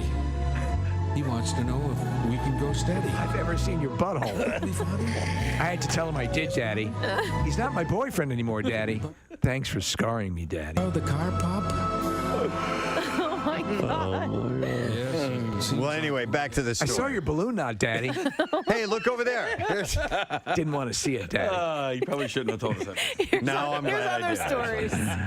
stories. So the most popular booty popping position involves tilting the pelvis and arching the back. Yeah.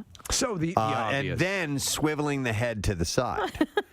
Bootylicious models such as Hailey Bieber and Isabel Goulart have recently My name is Isabel Glart.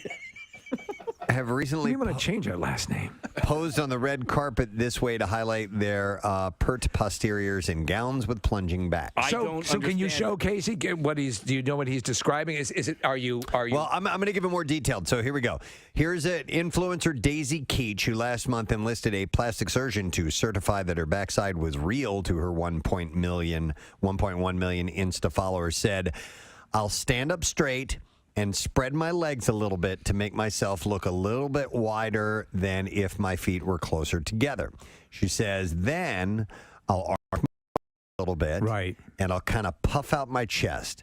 I breathe out and my stomach cinches in as I pose. God, what a bunch of nonsense to go through. One of She's our 19, calendar by the way. girls though does this perfect, and I can't remember which one it is. I'm trying to find her pictures, but like Is it Shay?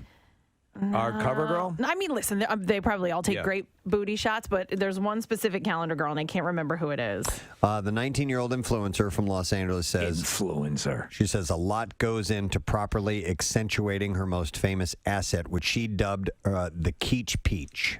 The Keach. What's her full name? Her name is Daisy Keach. Oh, I thought you said Stacy Keach. I'm like, that guy? Daisy Keach, and she calls it the Keach Peach. One of her other go-to tricks involves bending the leg that's closest to the camera while standing, quote, super tall on the other foot. If you arch your back a little bit and lean the shoulder closest to the camera forward, she said it will make your waist look smaller and your butt look bigger. So none of them suggest putting your stomach forward on a table and pulling your ass cheeks far apart? I haven't gotten to the whole thing yet, so Okay. maybe. But while an overarched spine may look good on the gram, it's not the greatest for your posture, says experts. With a neutral pelvis, the hip points and pubic bone align. By contrast, the sway back position and other similar moves create an interior pelvic tilt, which is placing a lot of strain on the pelvis, says chiropractor Marcella Thomas. Well, of course, we know that the way you're posing is not the way you should walk around in life. Some people do actually suffer. Like, what are you going to be like this? Like, like Frankenstein? Some people do actually suffer from an interior pelvic tilt, an issue that Thomas says that she would treat in her office using strengthening and stretching positions and spinal adjustment. She's really taking this seriously, Yeah, this she doctor. is. I have could that. treat that. I have that pelvic tilt just when I stand regularly. I don't know what you mean by that, but pelvic. So like my I guess I have like a natural bend in my back and my which accentuates your like an arch, and my pelvis kind of tilts a bit just when I stand normal. No, kind of down. Does that happen when you try to touch your elbows behind your back? Yeah, and then I do that and I tilt my head and like when you lick your own nipples. Right, exactly. Yeah, all very similar. Yeah. It's natural that my tongue goes down to my nipple. When I give my Kathy, same. When I give myself oral, right, my butt really sticks out. Sitting to my left, ladies and gentlemen, Adrian Zmed. Adrian Zmed? I thought he was dead. Oh, my God. We're not kidding. We've been talking about you forever, right, Preston? We have. We absolutely have. We are fans. Has anybody ever said to you, I thought you were dead before, though? That's a slight insult. Well, actually, there was an episode of The Simpsons where I was in one of their musical numbers, and I popped out of a coffin saying, "And I'm not dead." Here you are in this play, and again, Middletown, and it's two couples, and there's sort of there's some comedy, there's some sadness, but it's the way they've grown over the years. And what drew you to this? Exactly that. I'm used to, I've been through the Eastern Seaboard so many times with musicals. Yeah. And I'm used to just being drenched in sweat by the end of the show and doing it. And then I read this play, and it was such a simple play. It's just about two couples who have dinner every Friday night for 33 years. Right. They're best friends, and they're normal people, and life happens to them. And it truly is a roller coaster of emotions. I mean, we suck you in by all our little charming quirks that the couples have and everything, and then life happens. There are tragedies in life that you have to deal with, relationship problems with your spouse and everything. But what is the great fascinating thing about this play is that the words speak for themselves. I'm actually first generation Romanian, so my family came, to America for their kids to, be doctors and lawyers, and I come up to my dad and say I'm going to be an actor. And it's the funny thing about him is I won him over. I literally out of acting school, I got one of the last national tours of the original Grease, and we were playing in my hometown of Chicago. You were playing Zuko. Yeah, I was playing Danny, and we were going into a very big theater into Chicago, and there was and nobody really knew very much about Grease at that time. Right. The movie had not come out yet. It was just a hit on Broadway, and there were a few national tours. So the company manager said, "Look, we're having a lot of trouble with this opening night. We're going to paper the house. Tell your dad that you can invite the entire congregation." So, oh man, that's a I didn't mention that my father is a priest, an Orthodox priest. Right, they can get married. And Greece is Eastern Orthodox priests can get married. Yeah. Greece is very profane. Oh God, yeah, yeah, the stage show. Kidding? Yeah. I'm giving the finger on the show, and it's just like the original Grease was not meant for kids; it was meant for adults looking back on their lives in high school. So he brings down the congregation. So there were 500 Romanian people screaming and yelling, and they had their gypsy violins, and they were going singing the act. Every time I came out, there was a big cheer. It was then that my father was won over, and he kind of, although he didn't understand when I ended up getting television and film, when I was doing TJ Hooker, he didn't really understand what that was all about. So he says, You work for 1 hour. What you do rest of week? That's great. You are a bum. I got into this business because I wanted to be an actor. Right. That's it. I never even wanted to do television and film. I just wanted to work in theater. Right. That's all I ever wanted to do. And then one thing happens, and then you're just whisked away, and suddenly you're in Hollywood, and you're doing all this stuff. You're good friends with William Shatner, right? Yeah, I'm actually. We're currently working on a few projects with his production company. Actually, we're letting it out right now. We're actually thinking of bringing Hooker back. Oh, in a comical way. That'd be awesome. Perfect. Bill is 88. Yeah. But the funny thing about it is that when we did Hooker, Bill pretty much did push the envelope on asking for ridiculous things for Hooker to do. Okay. I mean, we had like technical advisors from LAPD there, and he said, "Look, no, I got this idea.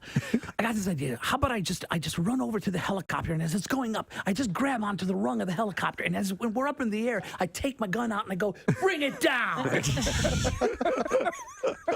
And the TA standing there going, nobody would ever do that. The top text here says, "Poor man Travolta, my ass." Yeah.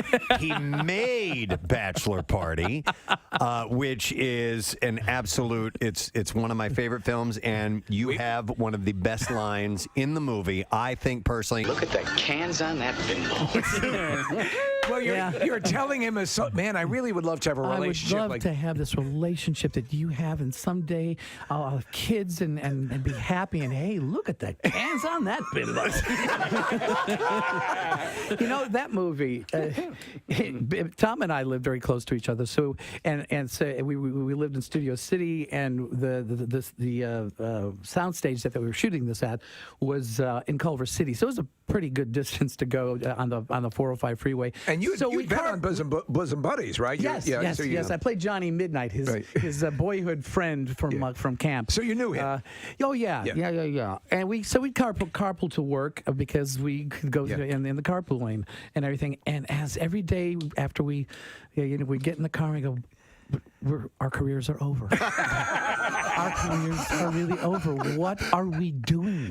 This is going to be terrible. No. All we did was show up for 13 hours a day and goof off.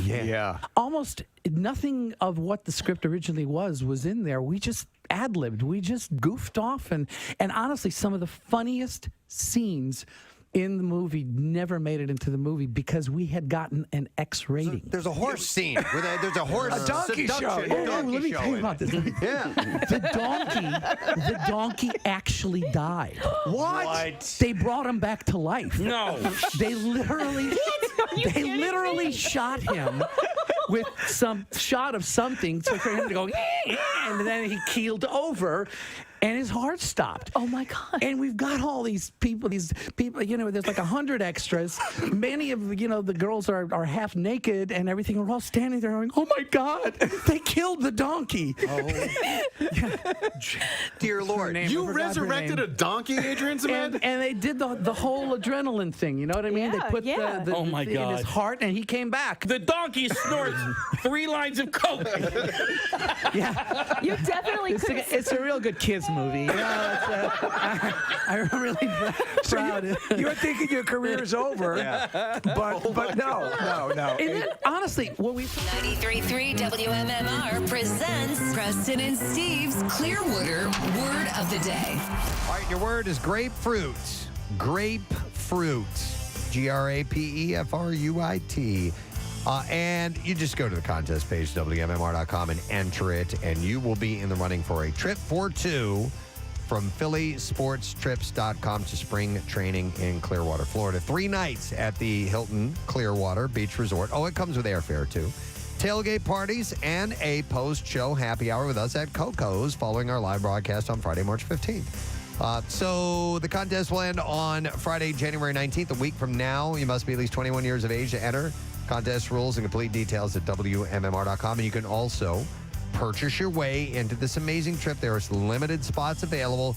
Go to PhillySportsTrips.com and reserve your spot and travel with the pros. So get on that now. We're going to take a look at traffic. Kathy, what's up so far this morning? 95 southbound jams from Bridge to the Vine Expressway. Once you get to the Vine westbound, you're slowing up from the Ben Franklin Parkway to the Schuylkill. On the Schuylkill, your delays go from 202 into Belmont and then from South Street to University. On the westbound side, from University to South City to Gladwin, and then again at the Conshohocken Curve. Pennsylvania Turnpike westbound at 295 out in Bucks County. We've got an accident that's off to the shoulder. 422 eastbound slows Trooper to First Avenue. Route 29 in Mercer County closed between Jacobs Creek and Patterson Avenue. That is an accident. And then on 42 and 55, looks like you're okay here. And then no problems crossing the bridges this morning. This traffic report brought to you by Whole Foods Market. Sweeten your day at Whole Foods Market. Get organic Honeycrisp apples for $3.29 per pound with Prime through January 16th while supplies last. Shop in store or online. Terms apply. And that's your traffic on 93.3 WMMR.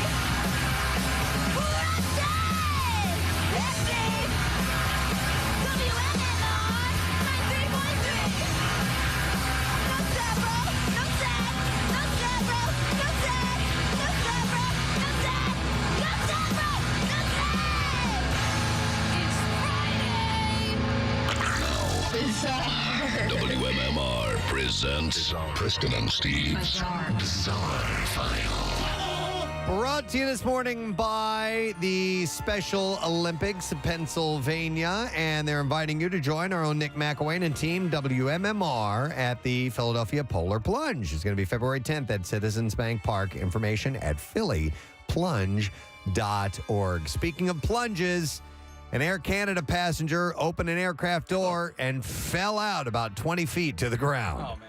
The incident involving a Boeing 777 at Toronto Pearson International Airport just happened over the past couple of days. A spokesperson said the passenger boarded the aircraft normally, but then opened the cabin door instead of going to their seat. What's out here? The representative added that the person sustained injuries from the fall and emergency services were called. The flight took off about 6 hours late. An airline representative said, "We can confirm all of our approved boarding and cabin operating procedures were followed. We continue to review the incident." Was this guy a gap-toothed limo driver? It's the second time in less than a week that passengers usually unusual behavior have delayed on one of the airline's flights. On January 3rd, Air Canada diverted a flight after a 16-year-old passenger assaulted a family member. Police said the other passengers and crew on the flight from Toronto to Calgary restrained the teen, who was arrested and taken to a hospital. eBay will pay a $3 million fine to resolve various criminal charges. A bizarre harassment campaign involved employees sending live spiders, roaches, and a bloody pig mask to David and Ina Steiner, a couple who published an online newsletter. I remember this story. This has been going. You reported on this right when it first happened. The newsletter, E-Commerce Bites, is thought to have upset eBay executives. The harassment began in 2019 after Ina Steiner wrote a story about an eBay lawsuit against Amazon.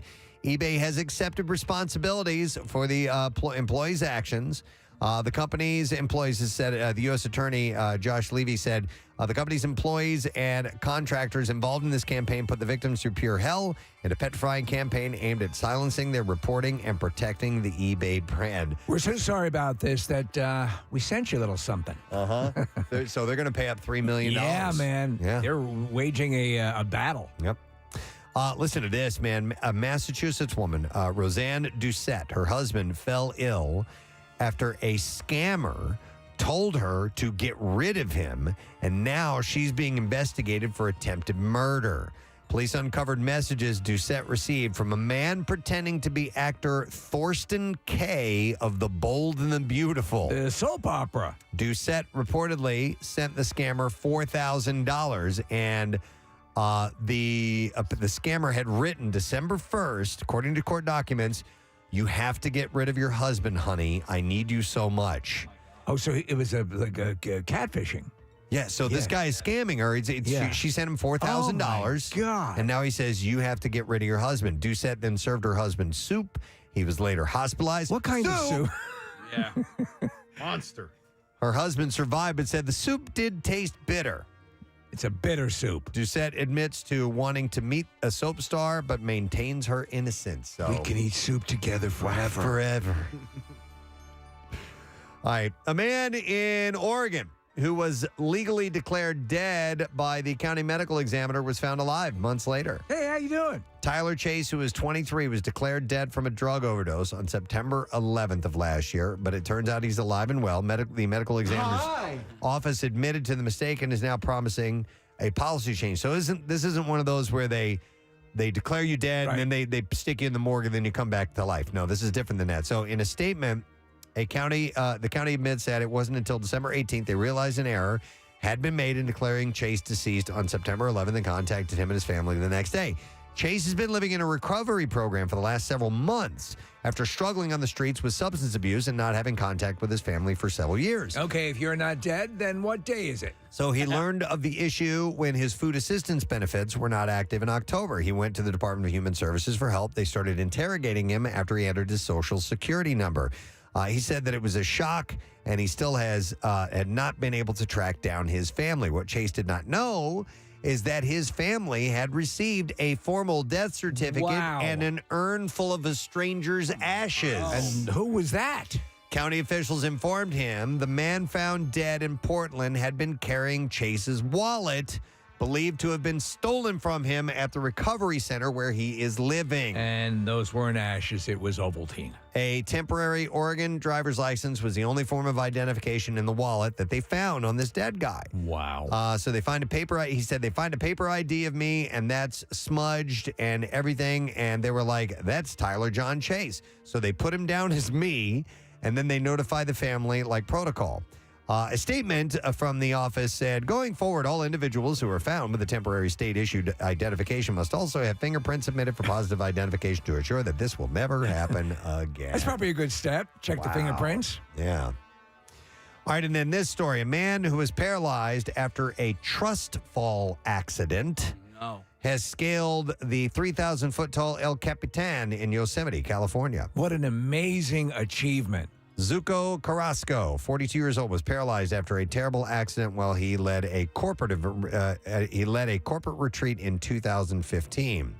A professional mountain guide for nearly 10 years, Carrasco was taking part in the trust fall exercise. Now, this isn't the one case that you're probably thinking of where you just fall backwards and people catch you. Yeah. What is this one? In this one, a person is secured by a rope and steps off a 40-foot high ledge, only to be caught by the handler of the rope below. All the other participants had completed the fall and safely, and Carrasco was the last to go. However, his partner was not paying attention. What? And allowed him to crash to the earth below, paralyzing him from the waist down. 8 years later, he returned to his love of mountaineering against all odds and scaled the world's most famous rock climb using only his arms. He completed the monumental goal last October over the course of a week. Using only his arms, a good pull moved him up about 4 inches. Dude had to work it. The task was made even more difficult by the fact that his injury meant he couldn't sweat properly, leaving him vulnerable to heat stroke. He also experienced dehydration and blisters across his hands. His team of 9 had spent a year preparing for the ordeal. They rigged climb ropes with specially designed pulley systems, taking inspiration from Mark Wellman, the first paraplegic to climb El Capitan in 1989. It was agonizingly slow, but more than 90% of the power all came from him, and he did it. And this adventure is far from finished. However, he turned his mind to his next challenge. He is now planning an epic 1,000-mile hand cycle ride. Well, after he gets down. Through the Peruvian Andes. That's astonishing. Yeah. So this trust thing, and I was reading about this, Preston, that to me is actually a mental health test that you would ever agree to that, right? I mean, I've never even heard of this The version. standard falling back is, okay, but this thing where you jump 40 feet off a cliff and somebody grabs the rope to stop your descent? Yeah. Come on! I assume they grab it right away, and you just kind of dangle over the edge, but I don't know, man. But I don't trust you. Did not work out with this guy. All right, that's the last story in the Beef File. We'll take a break. We'll come back in a moment. A little bit later on, Gina Schock is going to be joining us from the Go-Go. She's in town for Philly Loves Bowie Week. Awesome. But a reminder that our word for spring training, the clear Wooder word of the day, is grapefruit. So enter that now at WMMR.com. It is grapefruit. You could win the trip from PhillySportsTrips.com. We'll be back in just a moment. It was like, Tom and I looked at each other. This is funny. Yeah. What the hell happened? Is there any chance you could go back and re-release a director's cut by any chance? Or is it too late? Back back then they didn't save that kind of footage. Yeah, now they do all the time. And they do it all the time because of everything they do. But honestly, there was one scene that was absolutely hysterical. So we're the bachelor, the party's not going very well. The hookers haven't showed up. We're sitting in the hotel room looking at a Shirley Temple movie. Right. And it's just not going well. The hookers go to the wrong. Right. Yeah. So then I say, Rick, let's go downstairs and get something to eat. I'm hungry. So we get into the. I'm not gonna do this. Say this on radio. This was cut. I said, sit in this booth. This is the best booth in the place. So he sits in there, and all of a sudden you hear a zipper sound. His eyes light up. Right. There's a girl underneath who is taking care of him, going to give him a happy ending of some sort. So I, saying my gift to you. Yeah. And we see the minister who's going to marry him walk into the restaurant and go, "Oh, Father, over here, come on, over here." Yeah. So he comes to the edge and he starts having a conversation with us, and Tom's going, "Oh, Jesus. Oh, Mother of God. Oh, Mother Mary and Joseph." Oh, he's writhing and everything. And I say, he always says grace before he eats. So.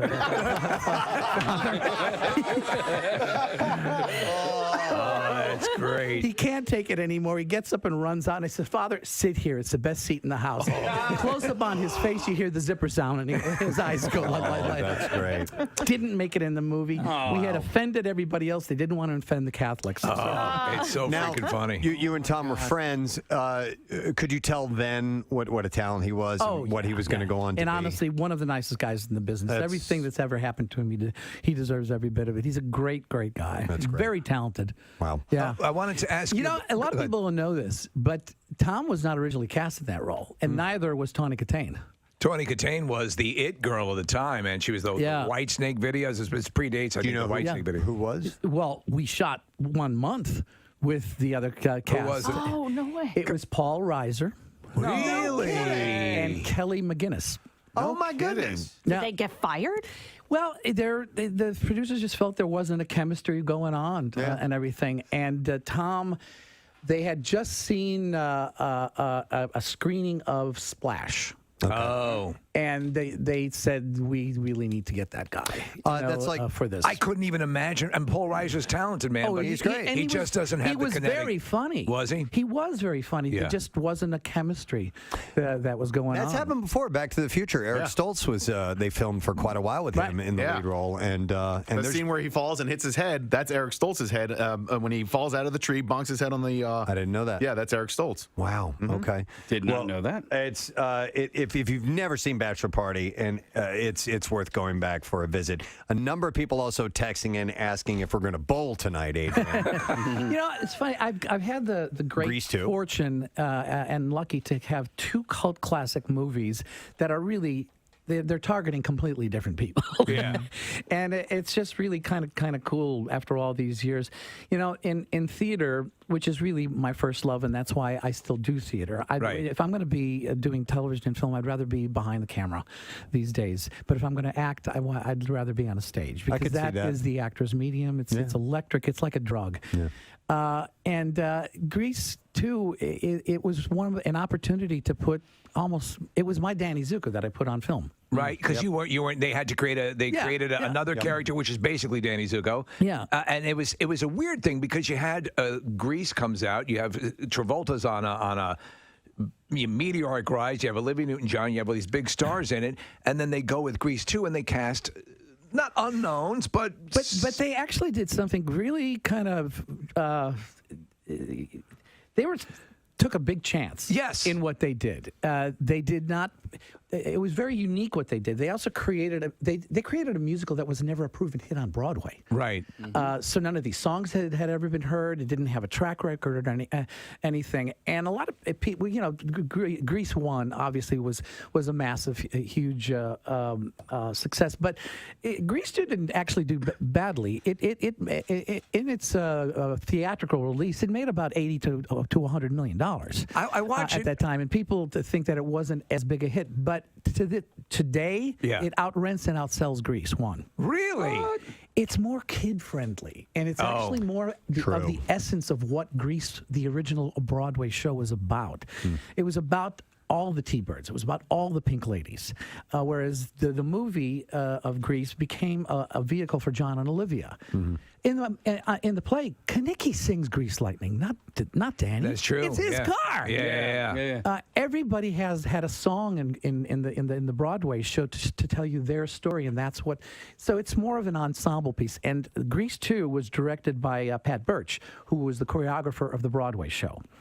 So she wanted me to do that role badly because they wanted to put a rock star in that role because there weren't any known faces. Michelle had just done, I think, Hollywood Nights. This is Michelle Pfeiffer with Tony Danza. Right. At that point, it wasn't a big hit or anything like that. I remember. And Maxwell Caulfield was not. He was an English actor, but hadn't done much. And they really wanted a rock star in that role, but Pat wanted me to do it. So she strategically brought me in.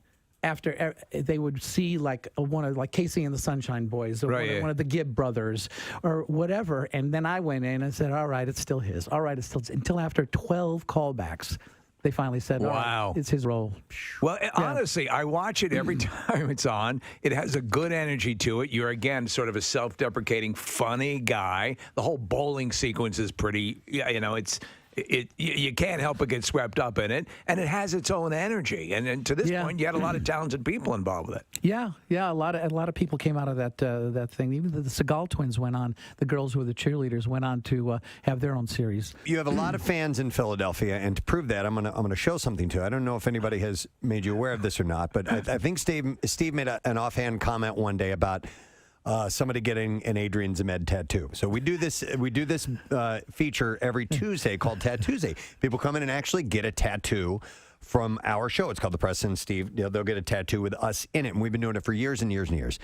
We had a guy who called in and volunteered to get an Adrian Zemed tattoo. God, I'm looking at it right now. This is a guy. That's your face on his right pec. It's huge. This was within the last year. Within the last year, yeah. Yeah, that we and had the guy this done. Eagerly came in.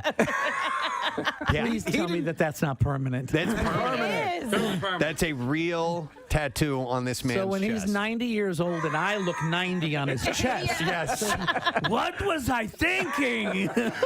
So we took a picture of you from Grease 2, and that is now permanently on this guy's chest, Adrian. This reminds me of something that Sally Struthers said about tattoos back when we were doing Grease. She said, "Oh yeah, back in the '60s, I was a flower child. I got a tattoo of a butterfly on my butt. Now it's going into its cocoon." We're so delighted that you had a chance to come by here. We are big fans. Nice to come in. We knew you'd be great. Yeah, be with you guys. Be cool. That's great, man. Excellent. It's my pleasure. And you know what? We should do a promotion where we go bowling with Adrian sometime. Yeah. How cool would that be? Yeah. Ladies and gentlemen, some love for Adrian Zemed. Thank you. Thank you so much. There was an email that was sent out that we were going to have our studios checked because there may have been bed bugs brought into the area.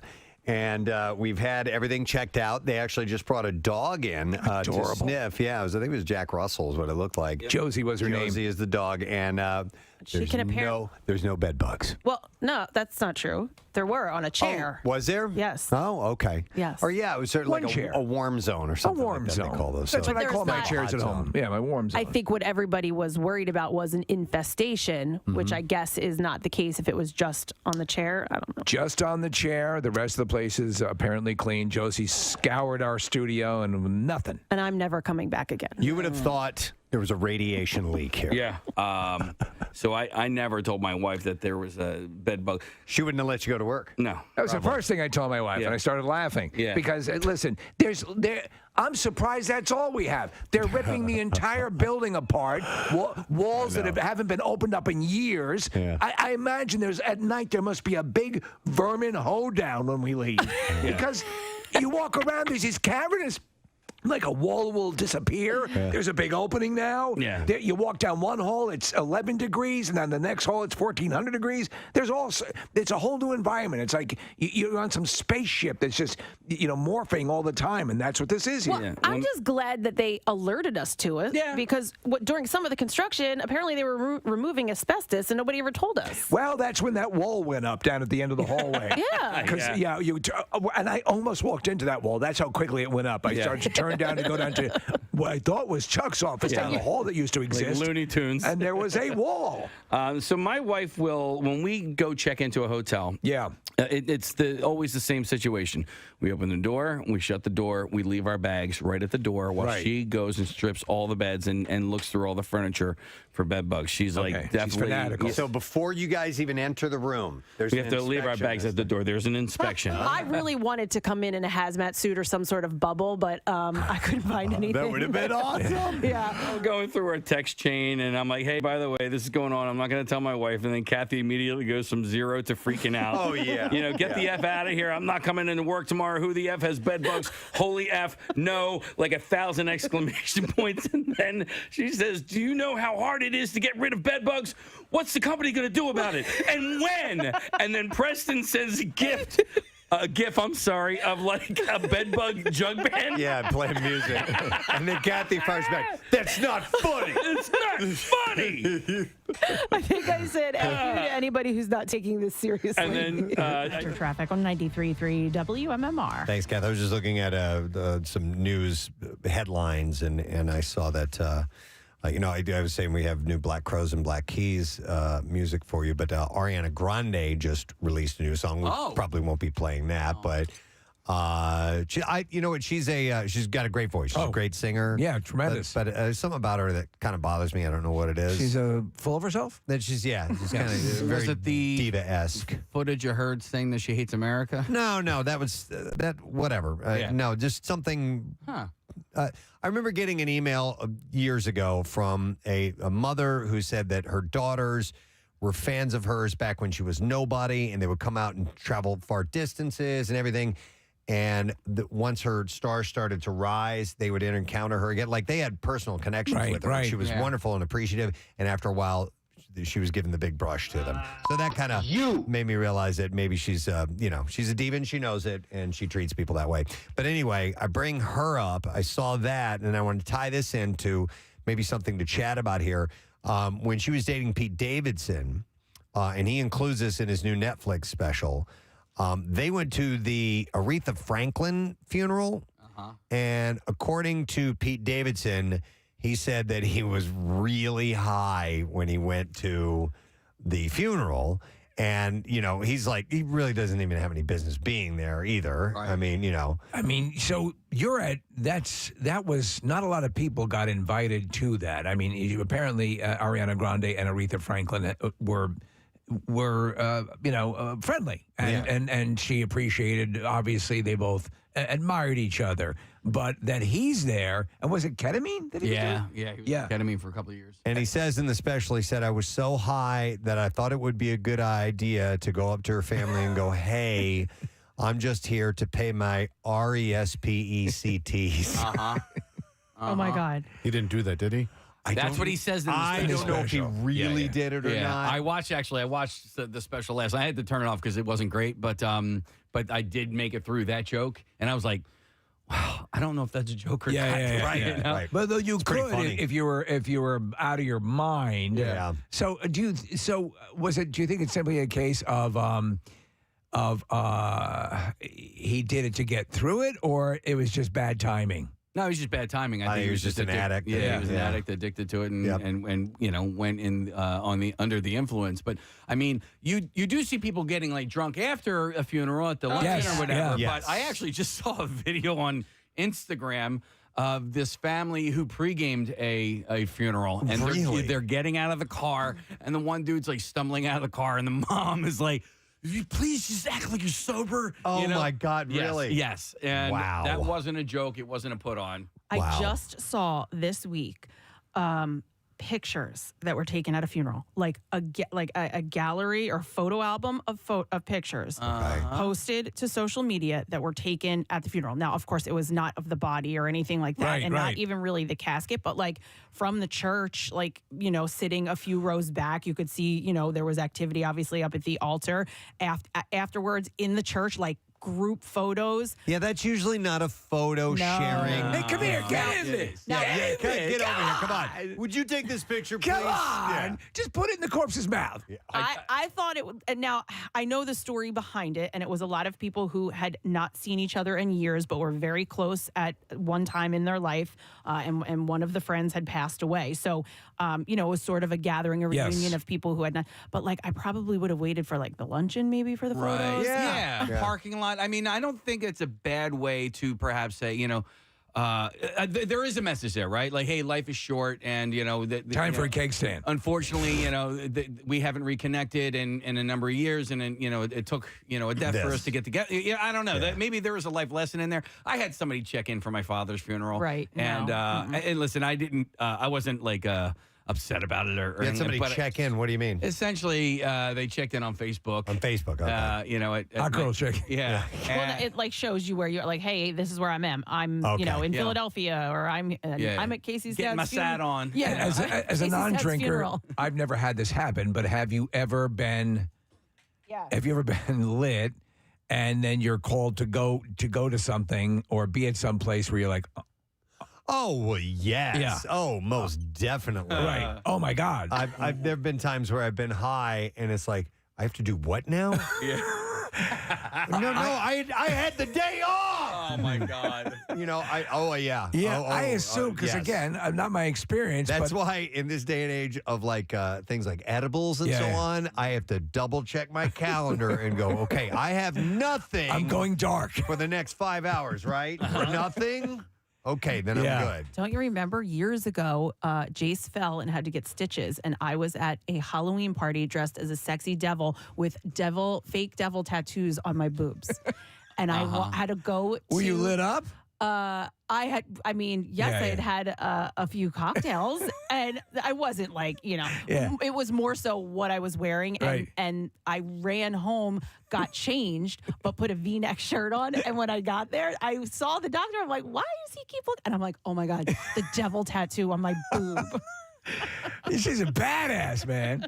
Okay. Yeah. Casey wrote me a note. He's asking, weren't you drunk in the emergency room one time? I mean, who hasn't been drunk in the emergency room? Isn't that why you go to the emergency room? Yeah, exactly. Yeah, when I broke both of my wrists, I was pretty lit up, and yeah, that's why. No. Do you think you're? And I don't know how to ask this. I don't know how it's phrased normally, but do people? Would you have difficulty hiding it? Do you think if you become a seasoned drinker and you can't. You can't. No. The thing, and the worst, Steve, is when you think you are hiding it and you're not. Right. And everybody around you is like, no, and you can smell it, you can act it. Right. Did you guys all pregame? I know you didn't, Steve, but at your weddings? No, not before the ceremony. No. Yes. Yeah, me neither. You did, Kathy? Yeah, we drank in the limo. Yeah. Yeah, I mean, listen, we weren't bombing and doing shots and stuff like that. We stopped for more. We were like, oh, we're early. And we stopped. We got another bottle of champagne, and then we ended up being late. I did between the wedding and the reception. Yeah. But I didn't do it before the ceremony. You did? Yeah.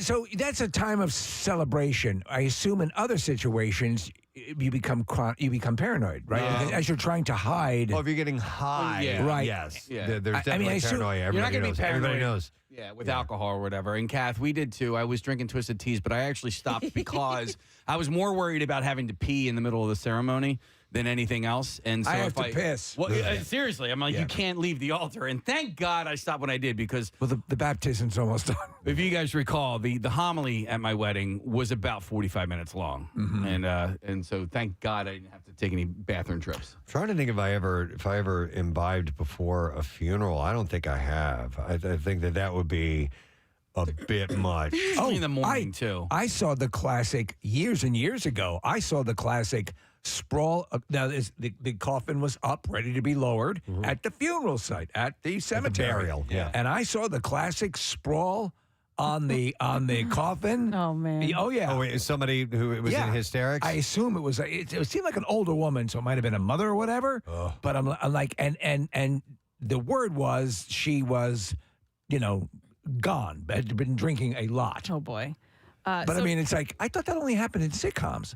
Not before a funeral, but definitely the after. When my grandfather passed away, he had always said, "I don't want people sitting around crying." He's like, he loved a shot and a beer, and so he was like, "I want you to, have a party and enjoy yourselves." And oh my God, we did. It was, that's one that goes down where we're like, remember Pop's funeral, where that one couple showed up.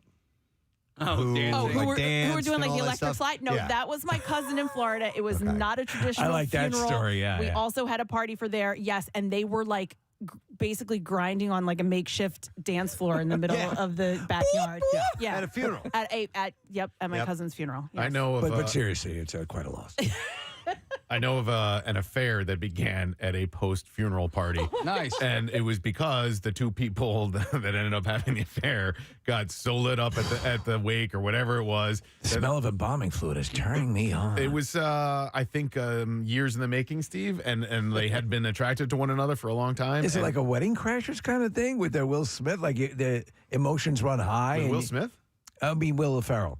Yeah. With the emotions run high and they're you know what? Who knows, man? Honestly, I just think that it was like the straw that broke the camel's back. But they had been drinking and they figured, well, if we're gonna do this, we might as well do it now. And it was following a funeral.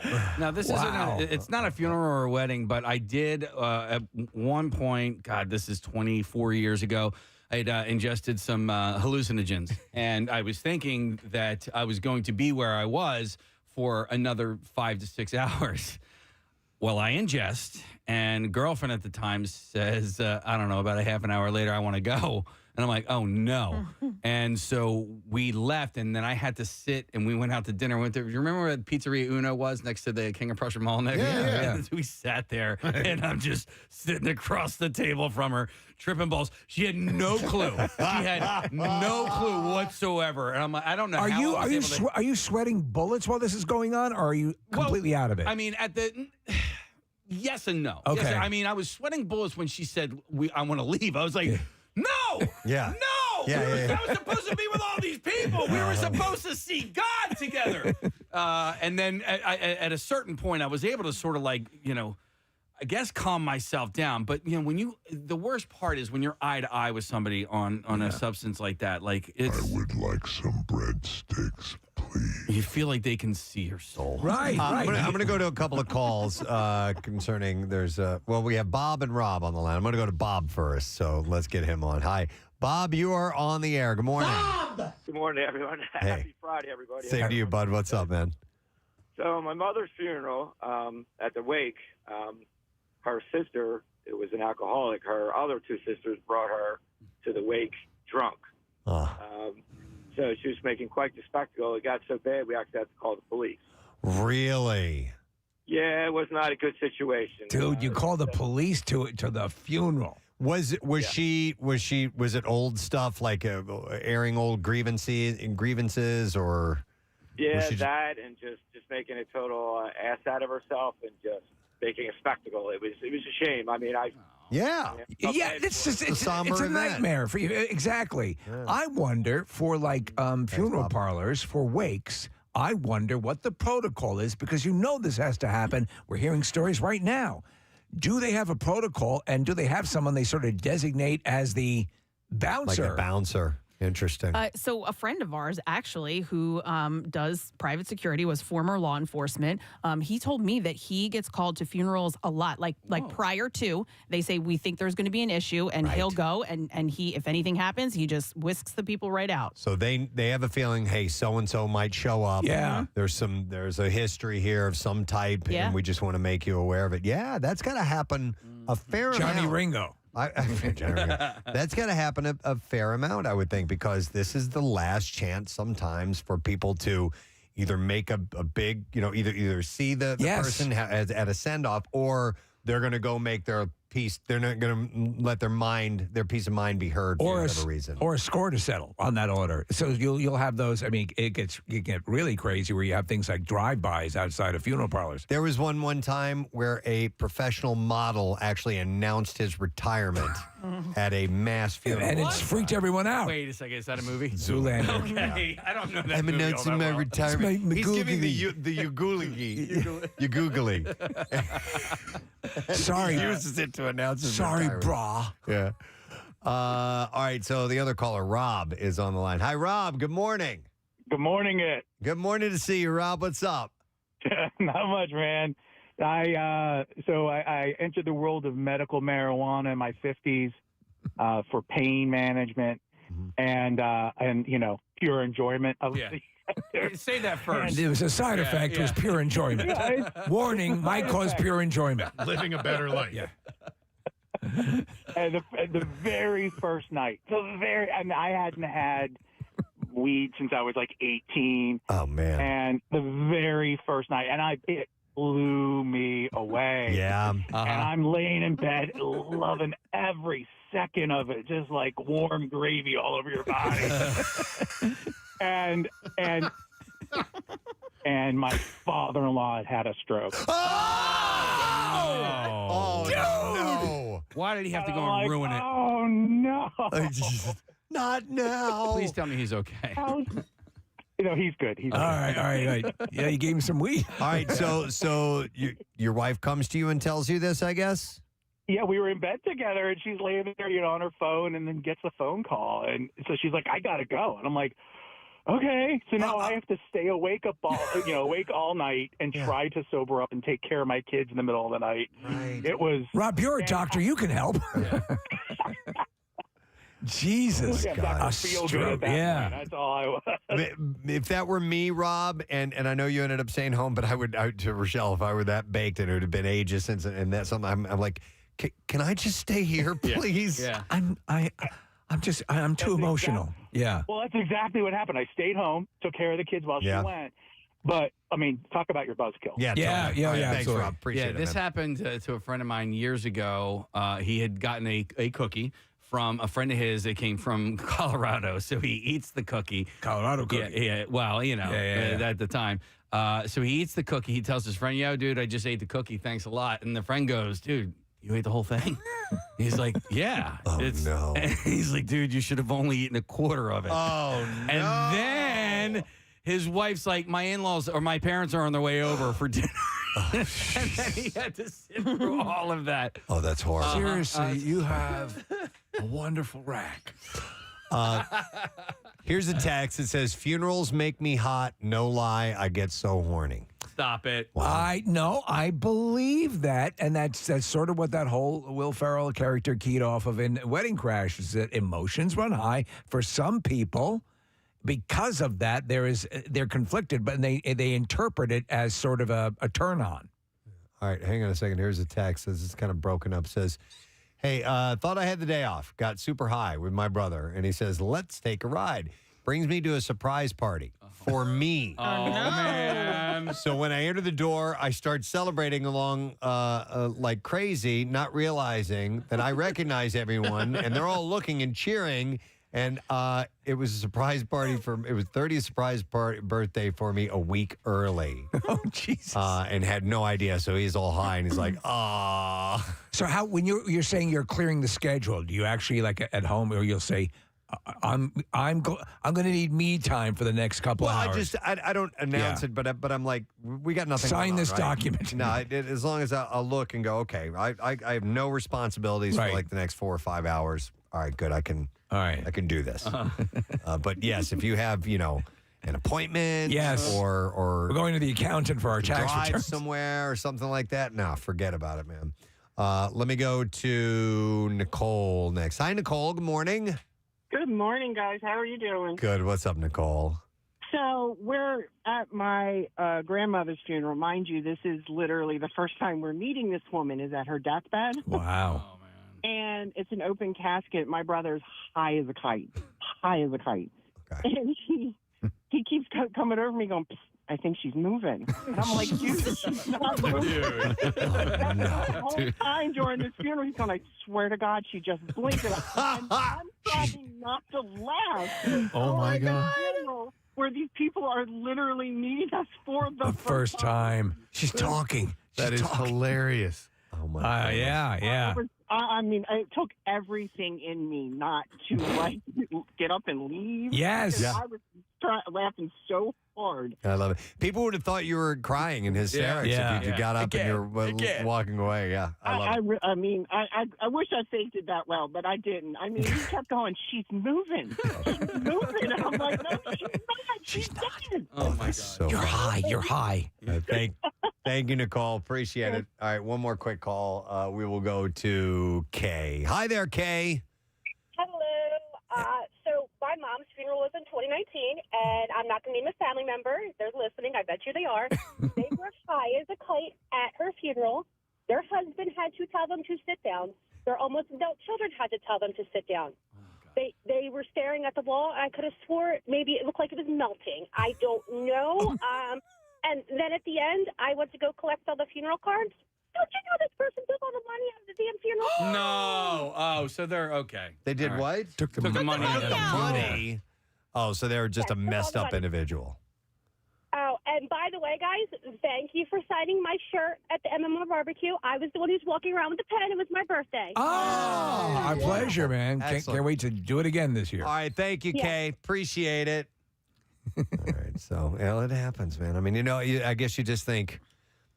Some people might think, oh, this will kind of level me off or something like that. And the next thing you know, you're baked out of your mind. And someone tells you you should have eaten just a quarter of the cookie. And then, oh my God, I can't even imagine. Dude. And had to go sit with the in-laws. Like, dude, sit. I mean, at least they were in the comfort of their own home. Maybe that helps. I don't know. What gets you off the quickest? But Pete Davidson was at Aretha Franklin's funeral, and he was high. He was on ketamine. Is that what you said? Yeah. Wow. And yeah, he had no business even being there anyway. At Aretha Franklin's funeral. All right. Well, thank you for your calls. We do appreciate it. We are going to break and come back. The great Gina Schock of the Go-Go's. Wonderful drummer, super cool person, is going to be joining us because she's in town for Philly Loves Bowie Week, and there's an event tomorrow night that she is going to be a part of. And it will be at, it's the grand finale, actually, of the whole thing at Union Transfer. So we'll talk to her when we return. Stay with us. Said, read Joe's email, and then Kathy says, F the email, F the bed bugs, and F whoever doesn't think this is a big deal. Where are we going to do our show tomorrow? Clearly, we can't go to the station, and we need an on-site location. My house is clean. My house is clean. Yeah. You're ready to set up shop somewhere else. 100%. If you guys would have said, yeah, we have to do the show somewhere else, I would offer it up my house. Oh, really? Oh, my God. So it was one bug down the hall, right? Yes! Okay, I'm just asking. Could you see Casey coming home? Diane wants to check him, so she takes out the blue light. Doesn't find any bed bugs. Just semen Bathed in stains. semen, yeah. All over my face. We're good. The woman was saying that they have dogs that can do all sorts of that check for bugs that actually will. Wait a minute. I thought you meant that bed bugs use dogs to travel around. Well, yeah, to take mush for a ride. I thought you meant as piggybacking. You've never seen the bed bug Iditarod? No. It's good. Yeah. It must be majestic. It's compelling. Yeah, good dog, good dog. Good dog. Yeah. I love being out here in the open range. Yeah. All right, let's do music news. Now, Preston and Steve's Music News on 93.3 WMMR. Hailstorm singer Lizzie Hale has confirmed in an interview that the band is compiling a special package to celebrate the 10th anniversary of its self-titled debut album. Released in 2009, the LP featured the single I Get Off. I get off. Bill Weston, I get off. So anyhow, Hailstorm... I'm going to shoot. Oh, dude.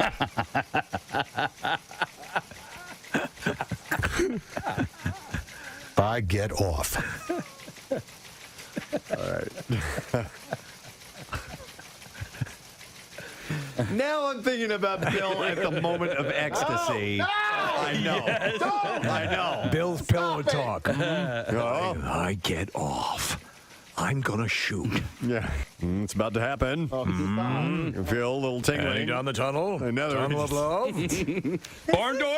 Barn door! Barn door's open. Look at the door. Quickly, massage my low-hanging fruit. I'm almost there. There's no way we can do a meeting today. There's no way. Steve just canceled the meeting. I can't look at him ever again. What do you think the recap's going to be like today? Oh, Lord. I think we got a C-. Yeah. Well, the Bella show is done. Maybe he's talking to him right now. Is Thursday, June 6th. Today is Tom Araya's birthday. He's in a band. Casey, could you say that name for me, please? It's if you don't mind. Thank you. Anytime that I actually need to say the word Slayer, let him do it. I'm going to have Casey do it. I can't yell like that. The band. We also have Tom Araya, singer and bassist from Slayer. Ladies and gentlemen, Slayer. And he is. That's the only way you can say the name of that band. He's 53 years old today. Yeah, I can't yell like that. He is 58 years old today, by the way. So, yeah, maybe it's time to hang it up. But it's possible. You can only do that hardcore to a certain age, and then you're done. Slayer! Ladies and gentlemen, Slayer! I actually never had that conversation with my father, but I just had that conversation with my son. I pulled him into a room. It was just he and I talking. I said, "Hey, listen." You listen to me. No. I said, "This. This is not to embarrass you. Okay. I'm just telling you. You're not a little kid anymore. You're turning into a young man, and so you're at a point in your life where you have to shower every single day, and you have to put deodorant on under your arms every single right? time." I mean, that's a standard talk, right? Casey, the reason we had the talk with my son, who's 12, is because he stunk. Yeah. And it was one of those things where it's like, dude, you need to shower more. But it's and embarrassing when you hear that. When you do shower, you need to wear deodorant because there's an effect, and it's just what happens when you get a little bit older. But like, he needs to do it because he's going to get made fun of. He'll be the stinky. I don't want to have the stinky kid. The stinky kid. No. One thing I didn't do throughout my entire school, and I've mentioned this on the air before, and that is junior high and high school. I never washed my gym clothes. Ever. No? Oh, I think a lot The of whole kids. year. The whole year. I know, right? All right. Did you go to gym a lot? Every day. Every day, yeah. Were you active in gym, or were you a cool kid standing off to the side? No, Okay. no. Yeah, You had were to- the kid that smelled like Doritos. You had to participate. Doritos. Yeah, that's what the gym suit would smell like if you didn't wash We it. said hoagies. We go. So we say to the kids, "All right, you got to take a shower. You smell like hoagies." We should put out a Twitter poll. What does body odor smell like? Because we've heard hoagie and Doritos. And now that I remember, I do remember associating smell with, I think, my own body odor. You ever sniff your own pit? Do a little Yeah, sniff check? occasionally. Yeah. Of course you have to check. So I remember smelling when I was younger that I always thought that my own armpit smelled like onions and mustard. Really? Yes. To get mixed together. Now, would you normally eat that? Yes. Okay, so on hot it's dogs. pleasant for you. Yeah, so I kind of liked it. So Yeah. maybe that's why. Mine. Maybe you did actually, you're sweating out the onions. I didn't even think about that. Well, you can sweat out garlic. Yeah. Like if you eat a very garlic-based diet, and when you sweat, you can smell like garlic. Yeah. Which is a fairly pleasant Can you smell. sweat Right, out that's apple crumbles? Apple crumbles. Let's try. I don't know. What about chocolate chip cookies? Blueberry. I just want to see if I'm missing an opportunity here to sweat out chocolate chip cookies. Yeah. So hoagies, Doritos, and mustard and onions, and I'm sure there are other people that have a scent that they basically have labeled as body odor. Well, you know, of course, we talked about this, that the old belief is that when white people, Caucasians, get wet, they smell like dogs. Like wet dog. Right. Yep, correct. And dogs' paws smell like corn chips. Yeah. And that is actually true. Yeah. So these different things. I don't know. We tend to be enamored of our own smell, right? To some extent. Enamored with our own? Yeah. I mean, that's why the smell of your own farts is actually really good. It's a pleasant thing. Not always. Well, listen, you can Every blow, single time. You can blow yourself out every now and then. No, you but can't. you're pretty proud of it. Well, yes, exactly. That's the fine distinction. that's Is a even though prize winner right it there. may be horrible, you're like, oh my God, I'm a champion. I've had to leave the room from my own. You've offended yourself with your own gas? I didn't say I wasn't proud of it. I was like, man, that was strong enough to make me leave. Did you you walk out cursing yourself? Yeah. What kind of animal am I? Kind of impressed. I honestly, Nick, I didn't think that was possible. Like, I swear to God, the worse that it smells for you, the best that it smells for me. Okay. Like, if it's a really bad one, I'm like, oh man, Preston's gonna be really It's mad. like licking your elbow. It's almost impossible to do. Yeah. Yeah, but if you have one that's coming and you can tell by the it's gonna be by bad. the heat and so on or the pressure and you know it's going to piss me off, do you actually go, oh yeah, that's a good one? No, Okay. no. You don't take a little sneak sniff for yourself? All right. Oh, I always take it. All right, we need to go. Yeah. Okay. But I will say, The cup and the have you cupped recently? Sure. Yeah. Of course. I never cup. I never cup. No, You no. don't have to. I don't have to. I'm an old pro. Amateurs. It's also a good way to run a self-diagnostic. Absolutely. I mean, there's a lot of relevant medical material to be gleaned from assessing your own odors. Like, I'm trying to make a case for cupping your fart. I know you are. Like, I love giving myself a Dutch oven. Like, really? Oh, if it's a really bad one, you'll pull the covers up. Not only, I will just sneak under the covers. I'll be like, I'm going to just lay here for a little bit. Do you know what's equally fun, You're a Casey? disgusting human. Casey, crap in a pillowcase and pull it over your head. Kathy, what do you think about the smell of your own gas? I think you guys are disgusting humans Yeah. right now. I think You pull, I think like- you're a liar. I think so too. Okay, I'm pretty sure I'm not pulling the covers over my head and enjoying my own stench like Casey. Yes, you are. No. No, she'll enjoy your stench. 1000%. No, I don't think. We've talked about this before. You are very. I mean, obviously, the notion of passing gas liberally at home is not something that you do, correct? You don't think I pass gas at home? Is that No, what you're I saying? don't think you do. I don't think you stand in the middle of the room and go, ba-boom. Yeah, he did it. Hey, get over here! I think you go into the conservatory. Pull my finger. Felicity alum. Felicity. Tonight on a powerful Felicity. Felicity shows up late for a chemistry class. I'm sorry. I thought it was an 8. That's to go to detention. Go to detention. Felicity. Carrie Russell. Carrie Russell. She, formerly of the Long Locks, who killed her career by cutting her hair, but has now grown her hair back and is doing great things with the American. So Carrie Russell was Felicity. Sound like history in Russell. It's Carrie Russell's history. Presented by Rita that she grew her hair back, and it was wonderful. Oh, gee. She plays a commie bitch who pretends she's one of us. Those commies. In what? In The Americans. Oh, the Americans. You don't watch that? No, She's no, a spy. I don't watch that. It's like that John Travolta, Kelly Preston movie. Oh, yeah. You know The Experts. The Experts. But she may join J.J. Abrams and Star Wars Episode 9. We forget that it was J.J. Abrams who created and wrote a number of the Felicity episodes. I did forget that, yeah. Yeah. No word yet on whether she'll tackle a hero or a villain in the epic franchise.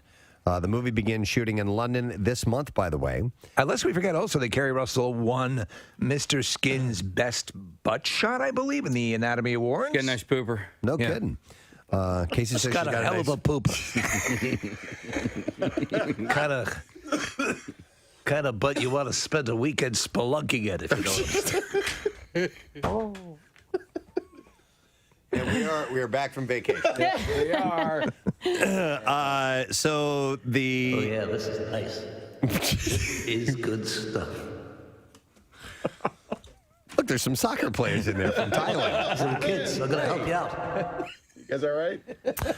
Wait, I see light from the badge. Oh, God. We can do this. Wow. It's a new survival story unlike any other. Walk this way, kids. Here we go. Is it a stalagmite or a stalactite? The tight or from the ceiling stalactite hang on top, and the mites are. You know that? Yeah, that's the old stalactite. It's tight. It hangs tight. on, and stalagmite might make it to the ceiling if it keeps growing. So. And all this is taking place in Felicity. in Felicity's butt. Okay, yeah. Text says, driving my kids to care of my 2-year-old is calling my 1-year-old a commie bitch. Thanks.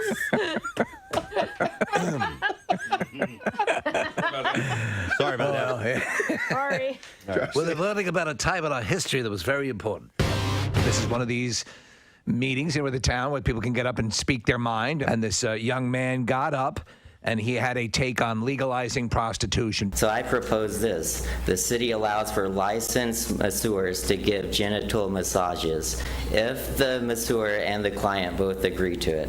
We let someone get naked and have every other part of their body touched and rubbed by a massage therapist. Hell, we let proctologists spend their day men and sticking things. So if someone wants to yank a guy's crank, I say let him.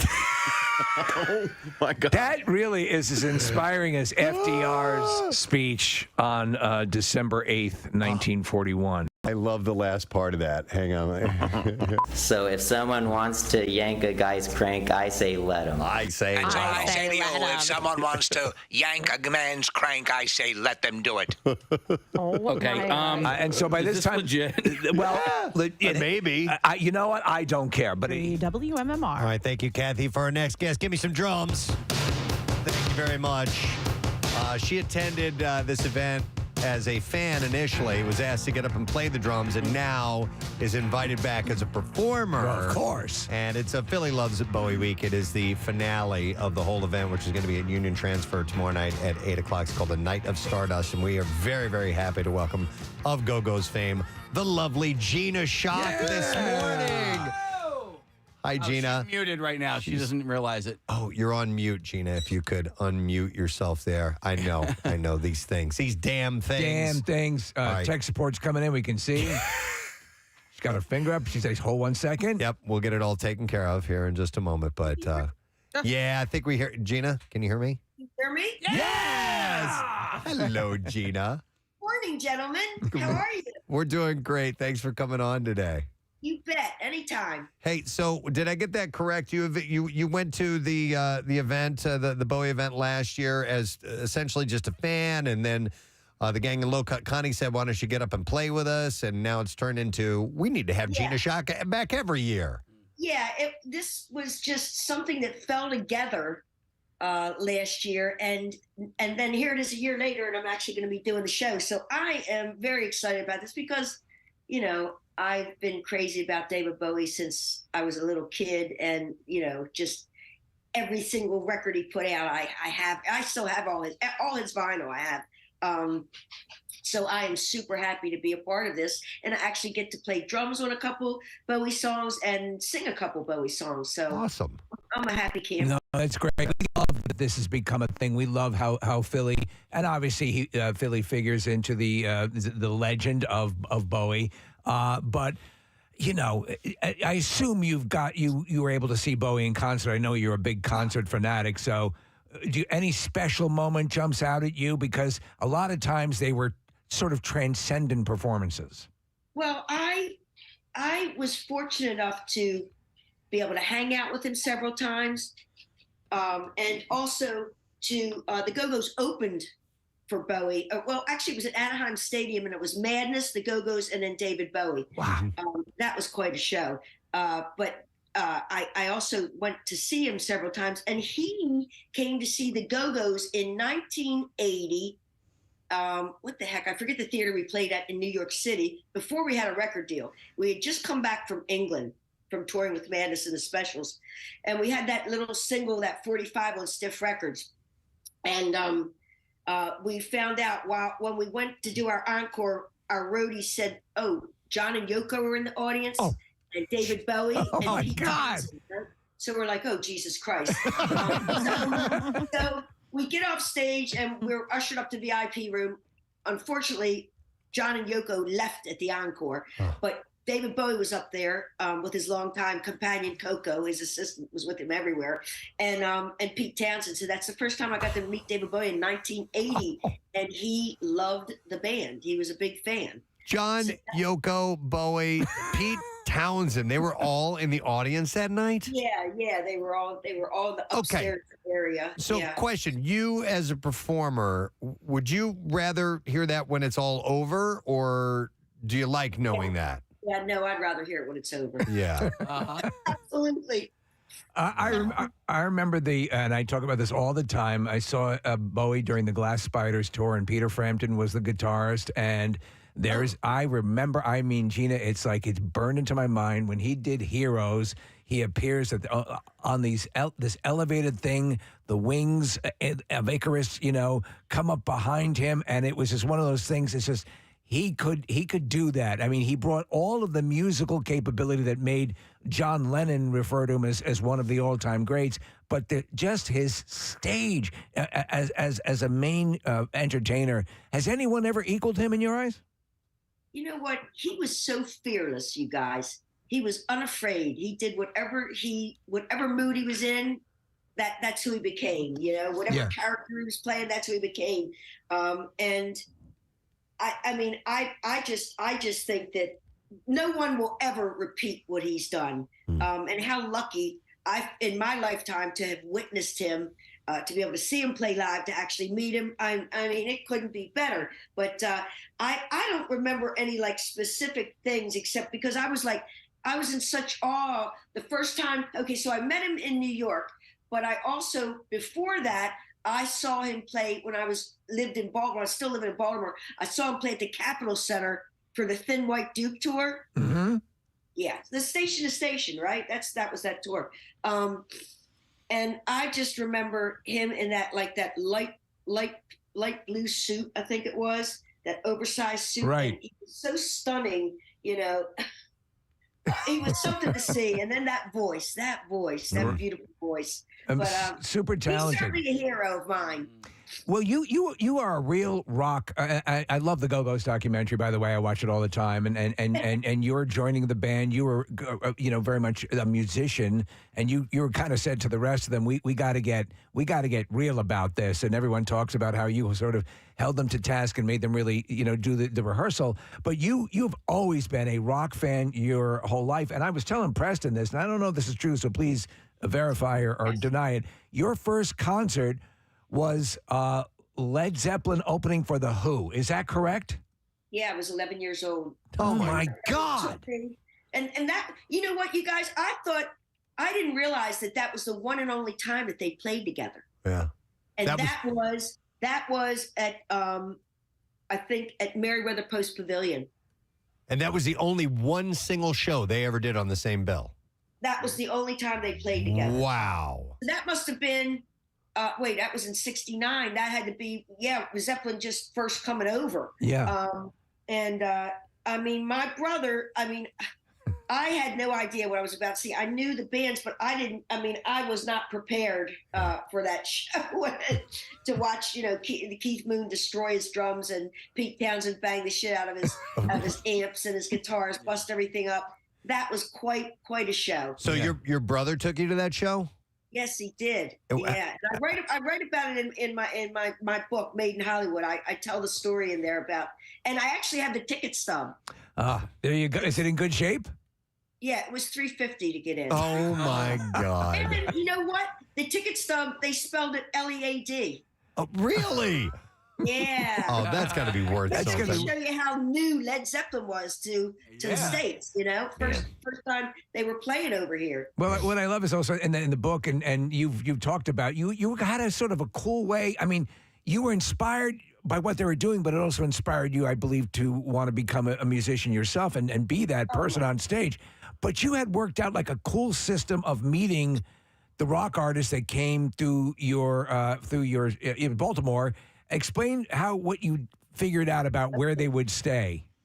Well, I got this information from a real groupie. And I was a kid. That sort of thing never entered my mind. All I could see was, I just wanted to meet these people. So what they would do is I would go to see every band that came to the Baltimore Civic Center. And across from the Civic Center was the Holiday Inn, and that's where they would always stay.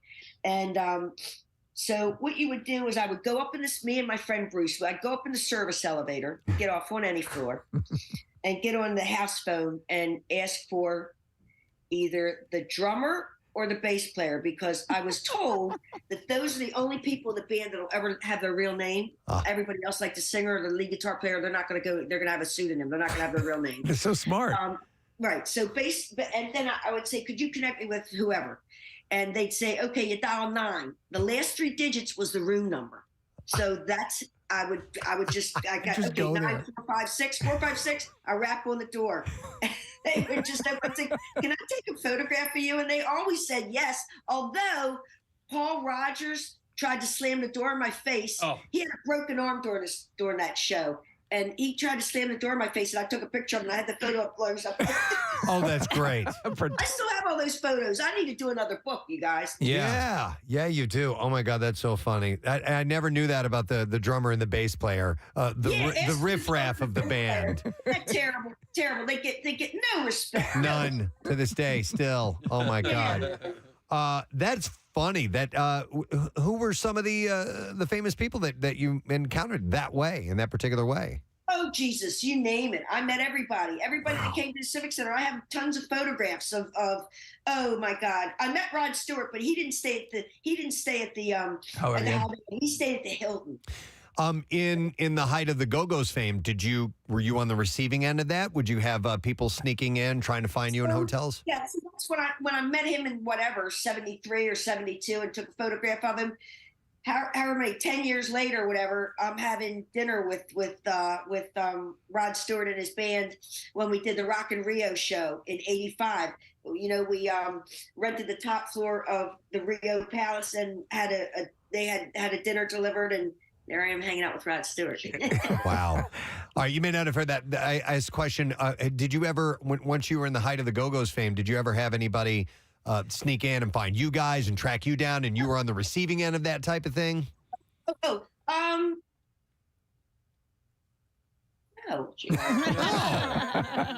Not like that level. Sorry to hear I that. don't remember that. Well, I never had my real name. I mean, none of us did. Yeah. But now remember, this is in the 70s, so it was a little different, I guess. I don't know. Yeah.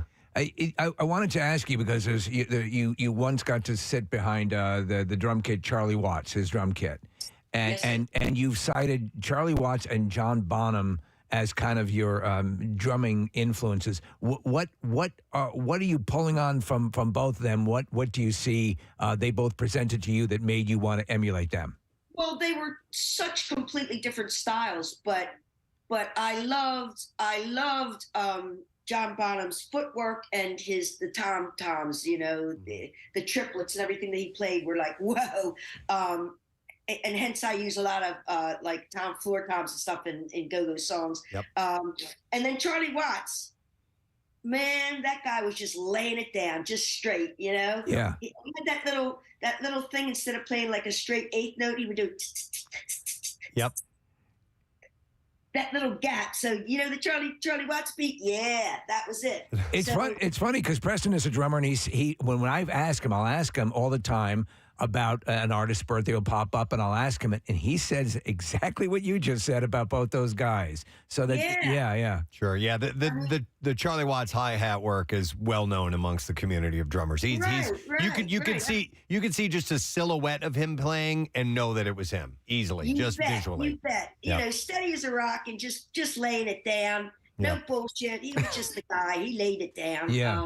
And it was just such an honor and a pleasure to meet him, you know. Out of all the Stones, I've met everybody, but him in particular, because he was, you know, when I was growing up, I would listen to the Stones records and play along, as I did with the Zeppelin record, as I did with a lot of bands, but in particular, those two drummers stood out for me. Gina, I'm looking at our text messages, and people are really enjoying hearing your voice, seeing that you're from Baltimore. You have a little bit of accent in common with people in an area called Delaware County around here, and that you say the Stones. Yes.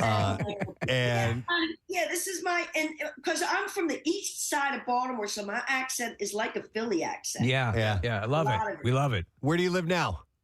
I've been living in San Francisco since 2005. Okay. I lived in LA before that 27 years, and now I'm back home here in Baltimore, renovating my parents' homes here, you know, and so that's why I'm here. What do you also? Go ahead, Sean. Around San Francisco? Do you stay active in the music scene at all? I mean, if you're not, you know, hooking up with your old bandmates, are there new people that you play with? No, in San Francisco, that's just home base. Okay. I travel to do my work, basically. I would go to LA for my songwriting, and now back here, I have my band House of Schock that I put together last year, and so we're in the process right now of trying to get some songs recorded to put out. And I just thought, right now, everything I'm doing strictly for the love of it. I just love it. It's not about money. Well, for me, it never was about money. I do it because I love it, because I'm driven, because I'm passionate about this. I just love music from top to bottom. Slot me in anywhere and I'm happy. No, we love the whole concept of that. We'll see so many artists that come through that had their run, and I mean the Go-Go's are they're in the pantheon now. But there comes that point where you can go back to remembering the joy that got you into it in the first place, and you're able to operate on that level. Is that how you feel you are right now? Absolutely. All I want to do is give back now. Yeah. You know what I mean? Like, I want to go out there and have people see me, doing what I do. I do a book tour. I talk about my book. I do some Comic-Cons now, which I'd never done before. And that's been really interesting, meeting people that close up. Fans, people, they'll cry, they'll tell me their stories, what an impact we've had on their lives. And I mean, it's really touching, you guys. And I get to play live, I get to sing, I get to play drums, I get to record. I am loving everything that's happening right now in my life. Also, you just reminded me, in a couple weeks, the Go-Go's are getting inducted into the California Hall of Fame. Oh, that's right. There was one, but there is. So Gavin Newsom's going to be putting these medals around each of our necks. That's cool. As a fan, and over the long time of you guys, I remember right from the beginning. I was right in that pocket as far as being up on you guys, and to see you get. I don't know. I assume it's important for you, but to see you guys get the respect, because you're the only girl group that was writing their own songs, playing their own instruments, doing the whole deal. And my wife and I, there's a part in the documentary where you're on the bill with the Police. You're opening for the Police, and you guys start to become bigger. And the question is, do we flip the order? But I mean, and everyone was cool about it. But that to see yourself on a level, you're hitting all the benchmarks a band wants to hit. But then when you get the respect that it might have been elusive for a while, that's got to feel good. You bet, especially after you put all the time and effort that we did into it. And you know what? We were having such a great time. How lucky were we? Yeah. 5 friends, they get to play this music and write your own music, and people like it. We're selling records, we're touring, we're doing everything we dreamed of. We're meeting people that we only dreamt of meeting when we were kids, Yeah. My life has been a storybook full of incredible things that have happened to me along the way. I feel very fortunate. I've worked really hard to be in the position I am, but I'm super grateful, guys. Yeah. Awesome.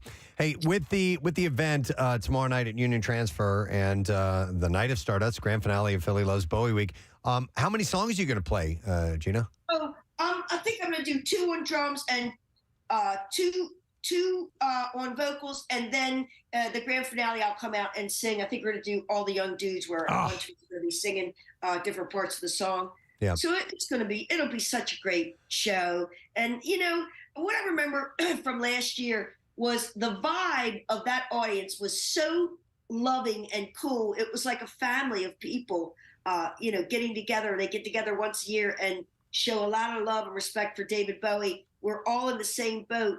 And it's a beautiful thing. Awesome. Can you reveal what songs you're going to play, or are we going to have to wait for it? I'd rather just wait and play them.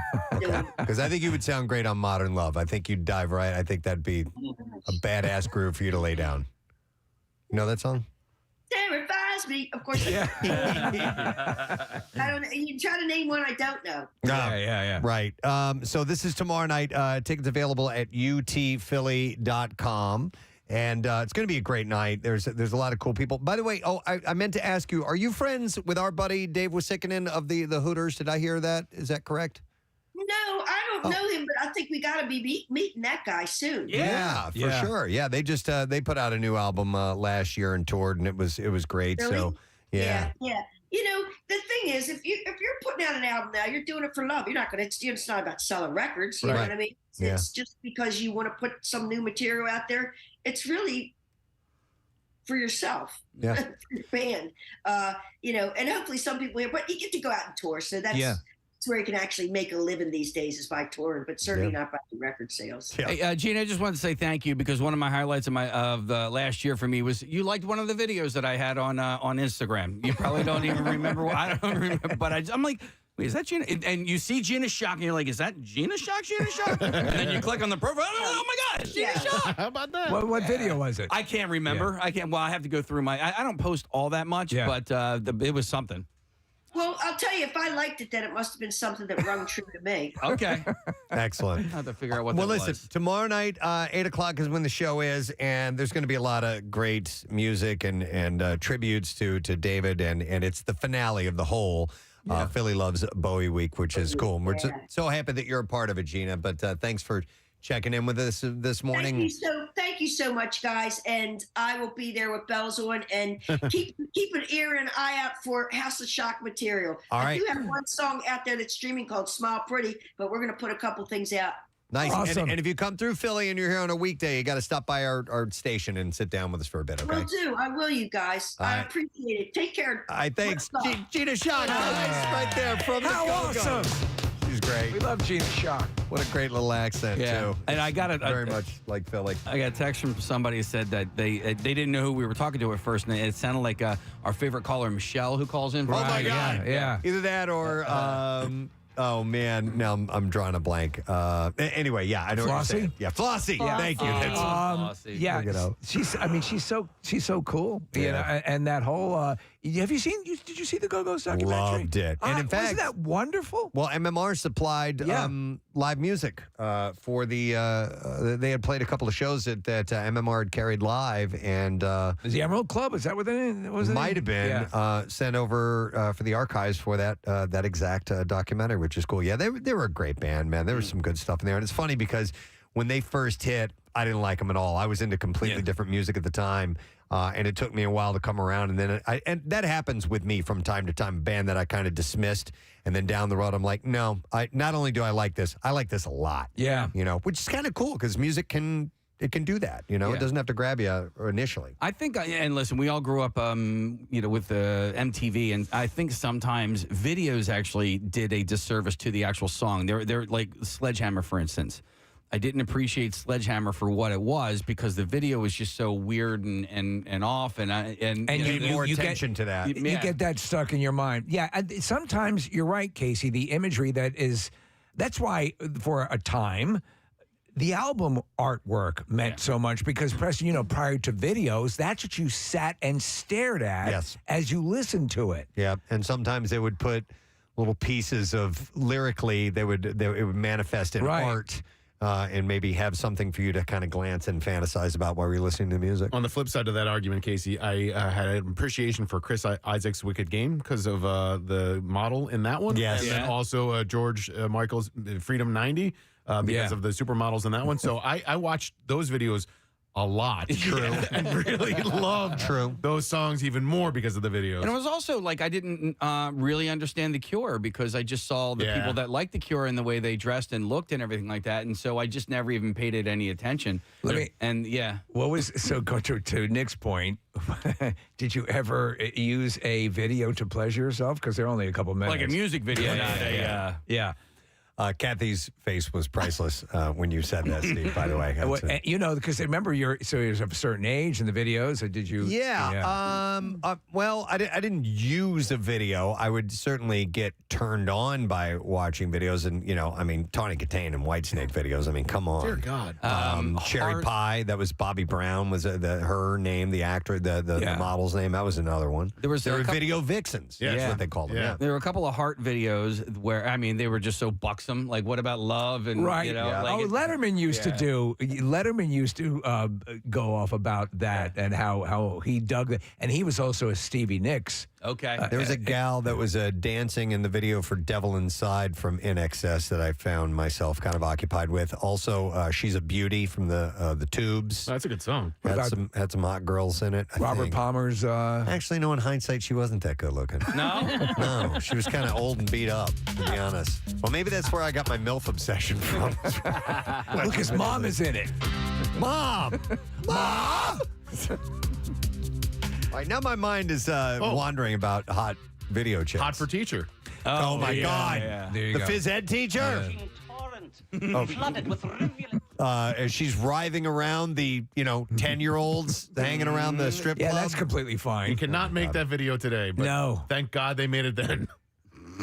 I'd read that article about the kid who played a young Alex Van Halen. That's right. I think it was, and he's like, yeah, it was inappropriate. Oswald too, right? The What kid- about they bullied? Oswald? Yes, they bullied him. They talked to the adult kid. The whole thing. Yeah. The Waldo. Waldo. Sorry, yeah. The Billy Idol. Rock the Cradle Rock of the Love. Cradle. Oh dear God, that was that's messed up. That was flirting with taboo material too. Yeah. You cannot. Well, Sexy and 17. Oh yeah. Yeah. I mean, come on. I'm dude. going to jail right now. Yes. I'm going to jail right now. Just committed a felony. I'm going to jail right now. California Girls. Yes. From David Lee Roth. Yeah. That one. Oh. Yep. Variety of bikini clad ladies. Yeah. I think I like Midwest Farmer's Daughter the most. That one was good. Did you see the map describing them? There's a map in the United States. No. And it just has all the labels and what each region is like. I'll find, I saw it on Instagram this week, Case. I'll send it to you. I need to see that. It's really good. Yeah. Oh, we could go on and on about this. It was such a cornerstone of what you spent your time doing. It was.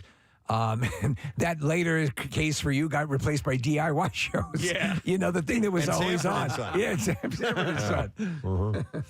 All right. Well, anyhow, it was nice to have Gina Schock on. Yeah. Well, yeah, the Go-Go's, man. They were hot. I had a thing for Jane Weedland. Absolutely. I thought she was super adorable. The Bangles. How many times did I watch that video? Oh, Walk Lane. Susanna Hoffs. Do you follow Susanna Hoffs on Instagram? No. I do. Oh, she's great. She's Should very I? active. She's very funny. Yeah, yeah. She's cute. All right. The sexiest part of that one is when she kind of like looks to the side. She's like, walks like an Egyptian. Yep. Yeah, so she posted something recently of her Casey, I'm talking to you. I knew it. I knew it. saying the side eye. Yeah. The Bangles is that's a band that I actually have a pretty deep love for and kind of dismissed at first too. But one of their first songs they had out called "Hero Takes a Fall" is one of my all-time favorite songs. I believe Susanna Hoffs wrote that. I'm not sure. Yeah, Probably. yeah. She wrote a bunch of their songs, but yeah, super talented. Okay, we could go on and on, but we're going to take a break, come back in a second, and get into some bizarre file stories, if you please. And don't forget, we give away our Word of the Week prize this morning, too, so we'll do that in a little bit. Stay with us.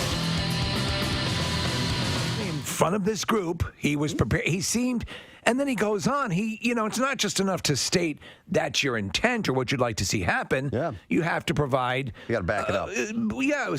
Examples. Yeah, some context. Some context to it. Yes. Here's clip 2. Picture this, a big old sweaty fat guy would get with your hand actually be that much worse than giving him a full body massage, getting up in there under the folds of fat, or being the proctologist sticking your finger. Holy hell. If a grown adult wants a job, another grown adult is willing to give one for money, then let them.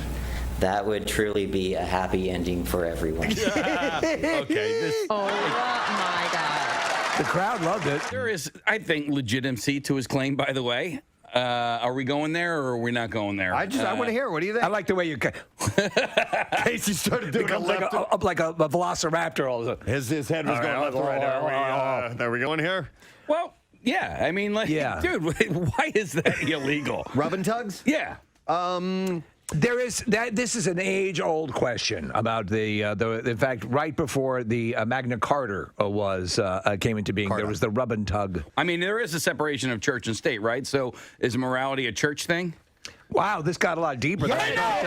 We were simply playing a goofball. Yeah. But you want to work out whether prostitution or the sex trade should be legitimized. Well, maybe we should put them in malls. Let's talk about abortion. Let's lighten things up a bit.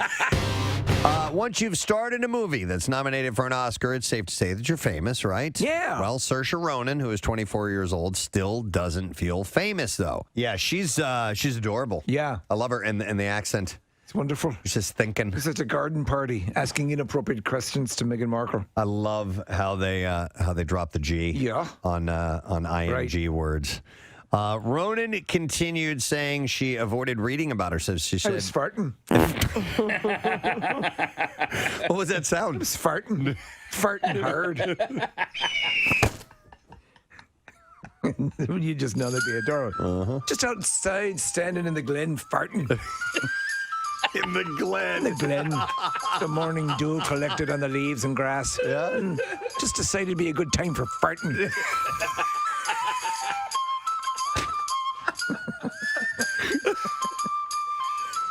It does sound better, doesn't it? Oh, It does. oh, it needs to be a Where song. were you, Auntie Sarsha? I was outside farting, dear. Farting hard. There needs to be a song called "Farting in the Glen." Farting in the glen. We're excited, ladies and gentlemen, to have in our studio actor David Harbour. Thank you. I'm so excited I said good afternoon when it's 9:20 in the morning. There are a bunch of footlongs outside the Yes, studio, there are. which is like Yeah. the 9 in the morning footlong, though. Yeah. Do you know Pink's in Hollywood? Yeah, I do. Yeah, That's them. Are those from Yeah. there? They just Yeah. expanded Oh to well, the then east. bring me one. I mean, come on, it's still a hot dog. Absolutely. Yeah, it's not a classic breakfast fare, but it works. It's very good. We never actually get breakfast food here. It's always like It's that. always a Really? dinner thing, Yeah. but it all Wings works. and all that stuff. We've been up since 3:45. Yeah, exactly. So it is kind of dinner for you guys. David, where are you from? Where did you grow up? I'm from White Plains, New York. Know it really? well. Yeah, do you know it? I'm from yeah. New York. Yeah. Okay, yeah, I know Westchester County, like 45 minutes out from the city. You know, suburban, very boring place to grow But nice. up. If you work in the city, it's a nice area to be in. Yeah, exactly. I mean, I couldn't stand it when I was growing up because this is like that suburban thing, you know, and you're like 14 years old and all you want to do is act out. And so I would take that Metro North train down to New York, though. Oh, yeah. When I was like 15. And, you know, back then you could do a lot worse things than you can nowadays. We could go to bars and I mean, they didn't have any of the rules they have nowadays. So wasn't the creative arts that were driving you to the city? It was the party. I would tell my parents that I was going to the Metropolitan Museum of Art. So yes, the arts were driving. Yeah. If my parents are listening, Well, we're thrilled to have you in here. Yeah. We're massive thanks. Stranger Things fans, and we're also just massive fans of your body of work, which is just thanks. so much great stuff. And I think you've described yourself, or have been described, and I think you're the epitome of that guy for so long, who just is always, oh, this guy's in it. This is going to be good. Yeah. You know, and we have a sense that you've curated the things that you're in, and whether that's the truth or not, you just always end up in good stuff. And Stranger Things is just such a. No one could have figured this bizarre pop culture bank shot that took place. Yes. And that they went with, except for perhaps Winona Ryder. Yeah, moderately known.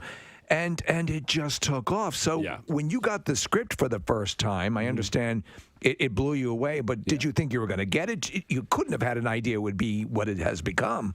No. Yeah. The complete opposite, to be honest. I mean, the first thing is you get the script, and I thought it was a really good script. And so my first thought was there's no way they're going to choose me to be like the male adult lead in this. They'll get somebody who's a star. And so I kind of blew off the audition a little bit. I mean, you know, I do what I do, but there was a relaxation in the audition where it was like, you know, those situations where you think like this will never happen, so I might as well just do what I want to do. And that must help.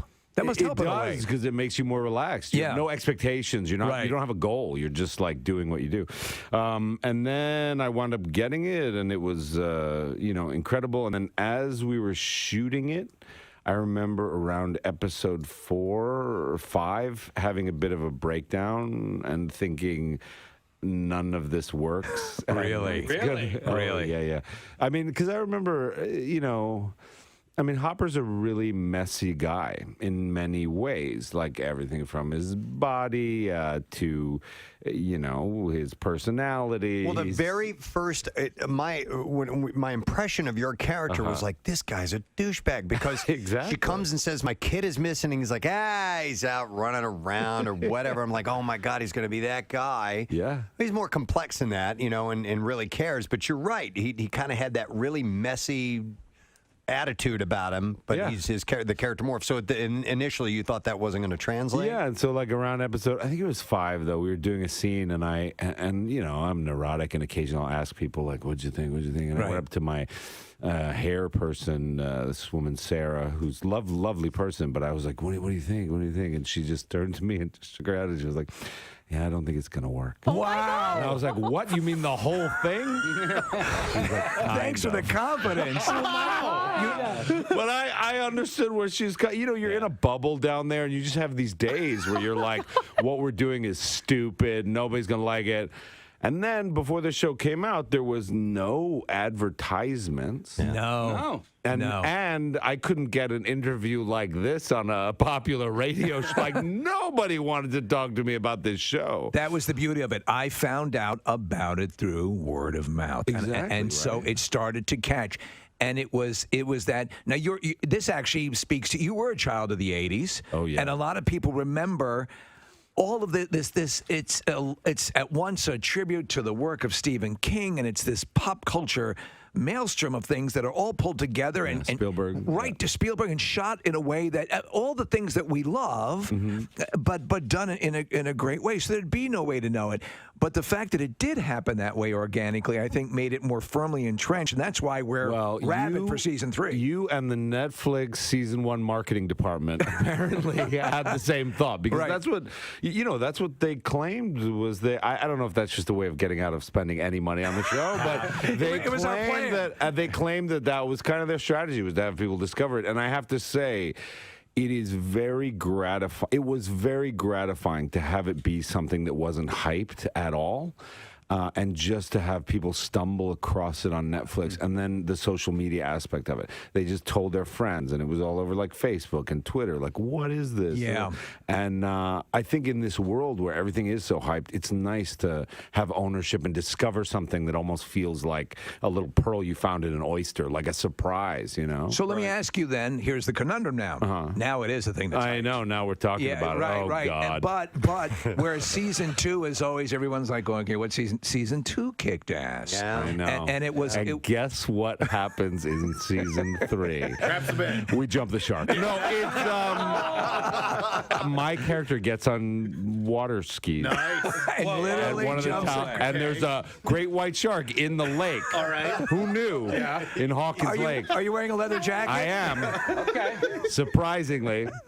No, honestly, I just finished, because they just sent me, because they like to send the finished episodes to everyone else before me. Right. But that's just no. But they just sent me all the episodes. I just finished them last night. Yeah. Actually, and it is so damn good. Wow. The trailer It is alone. so damn good, and you like.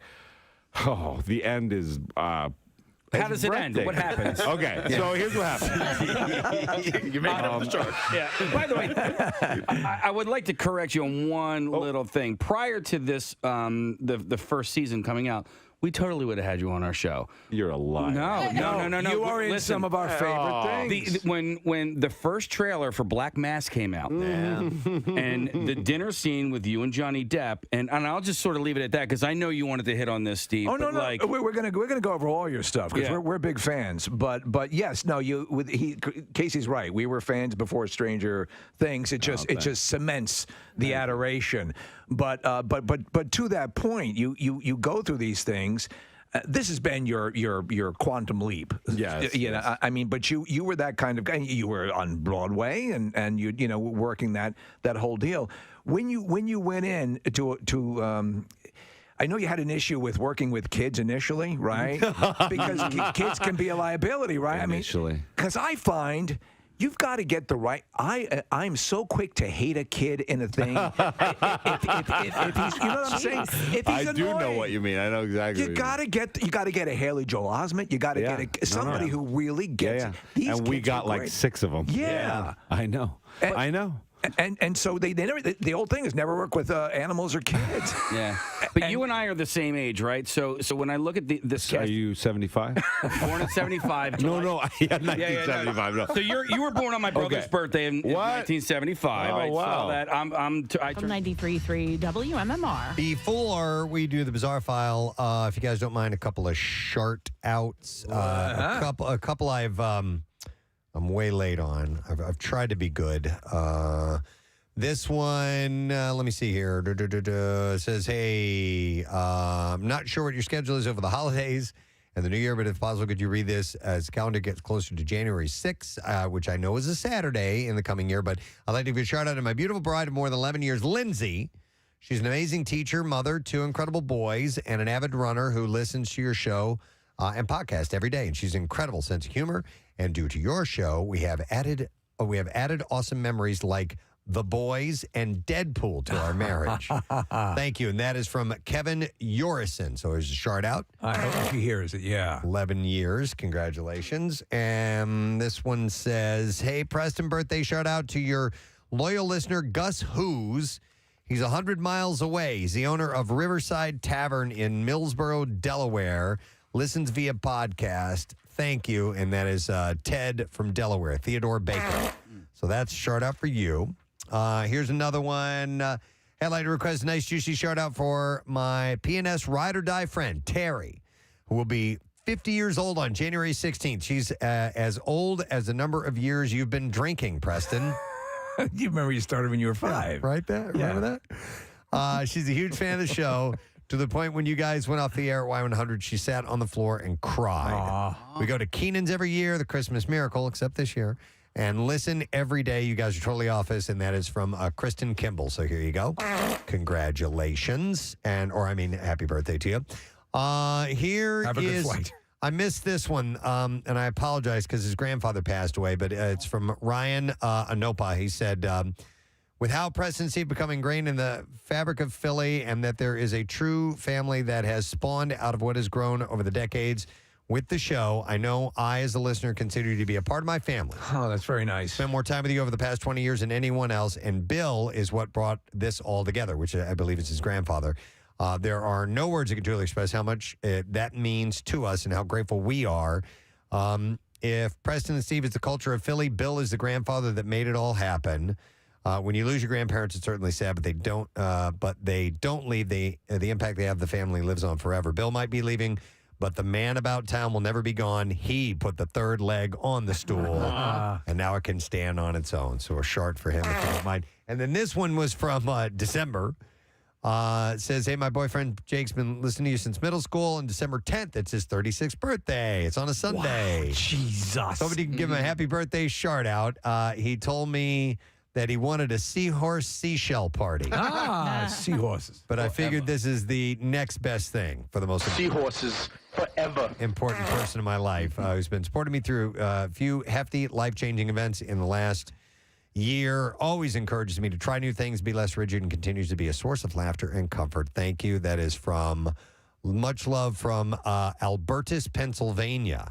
Not from Mayor. So that's from Hawks. First-time emailer and short-time listener, says. Rage on. So there you go. So if you happen to hear somebody mention that you know them, let them know that Preston gave them the shout out, because the truth of the matter is it's hard to get the specific times that people ask for. You can't do it. Yeah, it's tough. Virtually impossible. I'm a day or two late on this one, so I wanted to do a shout out. So I got an email from Jennifer Schmidt. Her and her family, they are known as, they have a racing team. They're called Holy Schmidt Racing. And I've talked to them on a number of occasions. The last time I was hanging out with them at one of the Dover races. And she said, the main reason for this email is I want a grand old shout out to my son, Jacob, who I talked with at Dover. He is, get this, performing his first Broadway play tonight in New York City in the play Superman and Serena, which was written by Omar Bakery.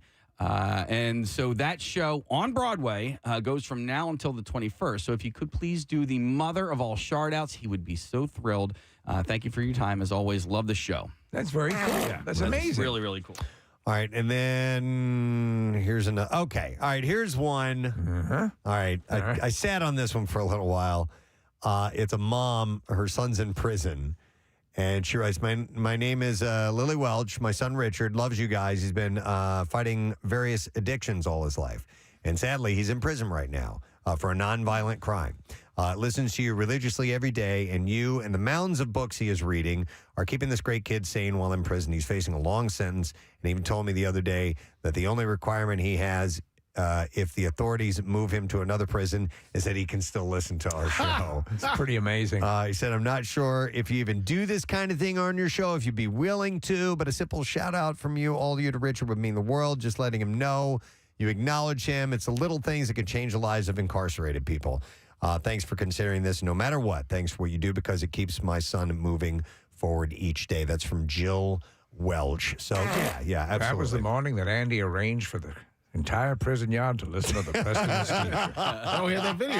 Yeah. I wonder if in prison, because you said he had a full roster of books. I wonder what he's reading. I'd be curious to know, like, what helps pass the time while you're in prison. There have been people who, throughout incarceration history, have availed themselves of the libraries in prisons. And then one of the most famous stories is the Birdman of Alcatraz, who became one of the leading experts from his cell on avian diseases. Nick, he's probably reading something from Alexander Dumbass. The Count of Monte Cristo? Yeah.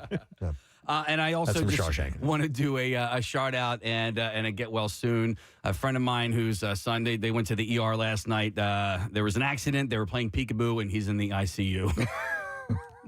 It's a good one. Do you want to tell the one I just told you? No, that's yours. What do you get when you cross a polar bear with a seal? I don't know. A polar bear. Hey, by the way, does anybody know that Kristen Herman is pregnant? Has that been announced yet? Okay, I just want to make sure because I'm making that announcement now. Well, we all know now. Well, she went around and told everybody, right?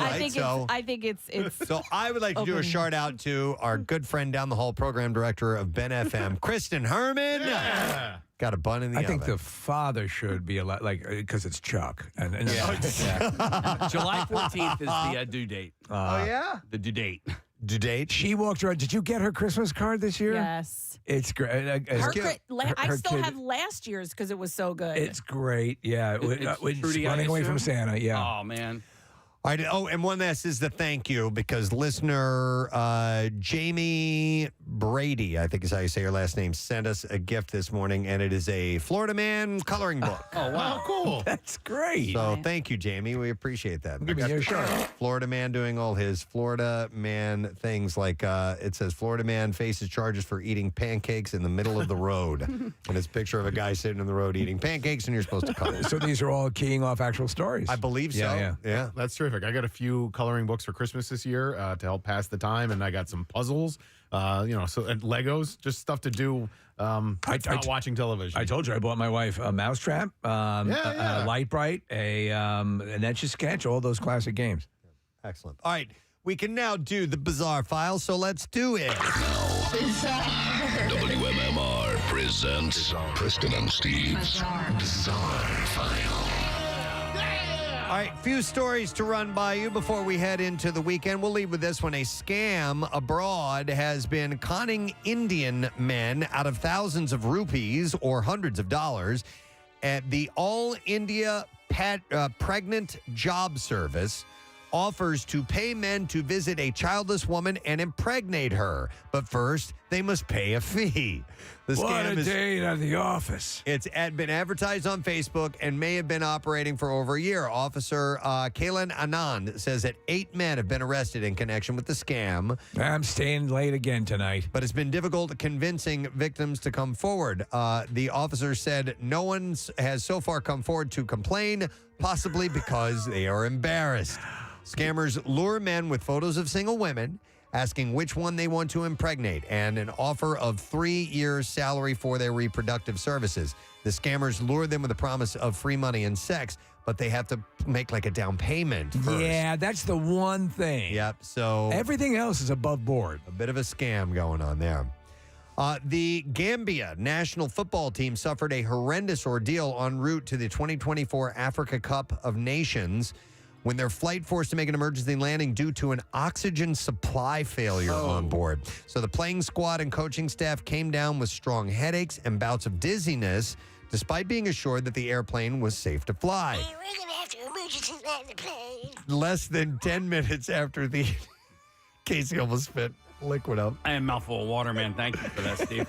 Less than 10 minutes after the initial takeoff, the pilots were forced to make a U-turn and perform an emergency landing as those in the cabin had fainted and complained of extreme heat in the cabin.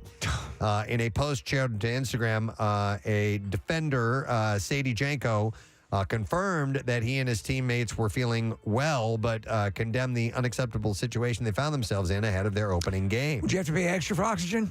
Upon landing, in a statement, they said that preliminary investigation indicated that there was loss of cabin pressure and oxygen. However, the technical team of the operating company of the flights had further assessing the situation to establish what caused the lack of oxygen and cabin pressure. Well, upset that his sandwich had not been sliced in 2 pieces, a Subway customer allegedly threw the offending sandwich at a store clerk, striking her with the grub. According to police, yesterday arrested a man for battery. Cops say Alberto de Barros was collared following a confrontation last night at a Subway restaurant near his residence in Stuart, Florida. The worker, Cassandra Pierre-Louis, had told the sheriff's deputies that de Barros became upset with her after finding his sandwich was not separated. Following a brief exchange, de Barros began causing a disruptive scene. After the Subway worker announced that she would no longer be serving him, the sandwich was thrown at her. It struck her in the mid to lower body section. No further description. It's a kill shot. The sandwich. When de Barros left the restaurant, Pierre-Louis followed him outside and photographed his license plate. Police found him, and during question, he acknowledged being upset over his sandwich not being cut, and then they believed that he threw the sandwich at the counter instead of Miss Pierre-Louis. The store surveillance video showed him swipe the sandwich off the counter, which subsequently struck her. His license plate read split sandwich lover, so he's easy to find. He was arrested for battery and released after posting a $1,000 bond. Will you split your sandwiches? Do you cut your sandwiches in half? Will you cut your at home hoagies in half? Oh, yeah. Yeah. Okay. Yeah, I prefer to, especially if it's over, if it's like a 6-inch one, that's Right. okay. But anything outside of that, yeah, you need to slice that, I think. This is in England. A 25-year-old only had his license for about 20 minutes before it was suspended. According to police, the man had taken and passed his G2 license at the testing center in the morning. In celebration, he cracked open a beer and decided to drive back home. As the driver headed south, he flew past an unmarked police vehicle, which allegedly registered him of 50 kilometers per hour over the speed limit. And I have a gun! Police also allege the driver was weaving in and out of other vehicles in a careless manner. They are claiming to have found an open alcohol container in the vehicle and said the driver registered a blood alcohol concentration above 0. Oh, there's a dead hooker in the trunk. Novice drivers must have no alcohol in their system, so he was suspended right at the beginning there. This is a weird little story. You guys probably saw this. 9 members of a New York Hasidic Jewish community have been arrested and charged over a secret tunnel that connected to a historic synagogue. They fought police after city officials and leaders of the Chabad Lubavitch headquarters came to close the tunnel. The men are charged with criminal mischief, reckless endangerment, and obstructing government administration. A spokesperson for the Chabad called them a group of extremist students. The building is one of the most significant Jewish sites in the city. To the Shabbat-mobile. And city inspectors were called to conduct an emergency structural inspection. And there were looming concerns that the illegal tunnel could have caused damage to the famous property. Well, yeah, and I think they filled it up with cement, didn't they? They were there to do that. Yeah. Yeah, they were going to fill it up with cement, and that's why the fight broke out. I assume they went ahead and did that anyway, but it's unclear. I want to fight you. Who built the tunnel, how they did it, and what their motivations were. And it appears the tunnel connects at least one other building. I want to fight you. Yeah. All right. Yes, Rabbi. Do I have to wrap up there or one last story? One last one. All right. So a surfer who survived a shark attack on South Australia's Erie Peninsula is reportedly doing well after his emergency surgery. Yeah, it's nothing. Murray Adams, 64 years old, underwent the surgery to save his life after being bitten on the leg. Friends of the school teacher said Adams was lucky to have survived such an attack after he suffered serious wounds to his upper leg. He had been surfing at a break called the Blacks, which had been notorious for shark sightings. No. The attack happened only a few hundred meters offshore. Despite heavy bleeding, he was able to paddle in, scale the cliff. Of course, these Australians. And before a friend drove him to a local hospital before he was flown to Adelaide. I'm too tired. The attack. Oh, I see the wound with some Vegemite. The attack is the 6th incident in the state in less than a year. If the beach is notorious for sharks, What are you doing there? Come on! And that is all I have in the bizarre file for you. All right, we're taking a break. We're coming back in a moment. Lesson question looms, as well as trash and music news. So we'll have those things for you when we get back. Stay with us. 4th of July. So Wait. Yeah. I was born on your brother. my brother was born in 73. Oh, So- 73. I was like, Don't try to wow, work it out. 2 months apart? Brother, how did that happen? Different- Something with yeah. test tubes Yeah. and cloning or something. It's right out of Stranger Things. Yeah, exactly. It's the upside down. You and I and Nick, actually, as a matter of fact, we're all contemporaries. So we grew up with the same movies. So there are movies that came out in the 80s that still work today that have kids in them because they were so good. The Goonies is one. Yes. Stand By Me is another one. Yes. Sandlot is another one that came a little bit later on. Okay. And so I liken E.T.. E.T. Yeah. As a matter of fact, E.T. Yeah. Drew Barrymore, like a little tiny Drew Barrymore. Amazing. Right. So, and we had the creator of The Sandlot in here a couple of years ago, and he actually, I think they had a whole other cast of kids, and he was like, you know what, I need to get older kids to play younger because they weren't doing it right. And yeah, interesting. And yeah. so, I mean, our kids are kind of all over the map. I think when we started, I think Millie was the youngest, and I think she was 11 years old. And then I think Caleb was the oldest, and I think he was maybe 14. So they do span a little bit, but in general, they are kind of aging with the show. Like Millie in particular is, she started out, she was 11 years old, and now she's what, like 14 or something. She's and a the young kids are woman now. growing up. It's a little weird to see, but it's natural. Well, it's but weird for you. It's just weird for Hopper, too. Yeah, it's like a nightmare. I love that you, and to Preston's point about the character, this character, and I think I like complex, I like villains where you can sort of see why they are what they are, and they're not just, mustache twisting. And I like heroes that sometimes get pissed off and have luggage, and that's how Hopper came into the to the deal. The whole paternal aspect of him was not revealed, and it becomes revealed in an organic way. How much of your input helped create that genesis for Hopper? I mean, they had an amazing character already created when I came in, but they also are very collaborative. So, I have ideas and I understand men that are broken and disappointed in life, and other people are disappointed in. So I had some insight into that. Right. And so, as we were developing him in the first season, and one of the fun things was as we developed him in the first season, and as we thought, we were all sort of neurotic, and we thought, well, this isn't going to have much of a life after this season.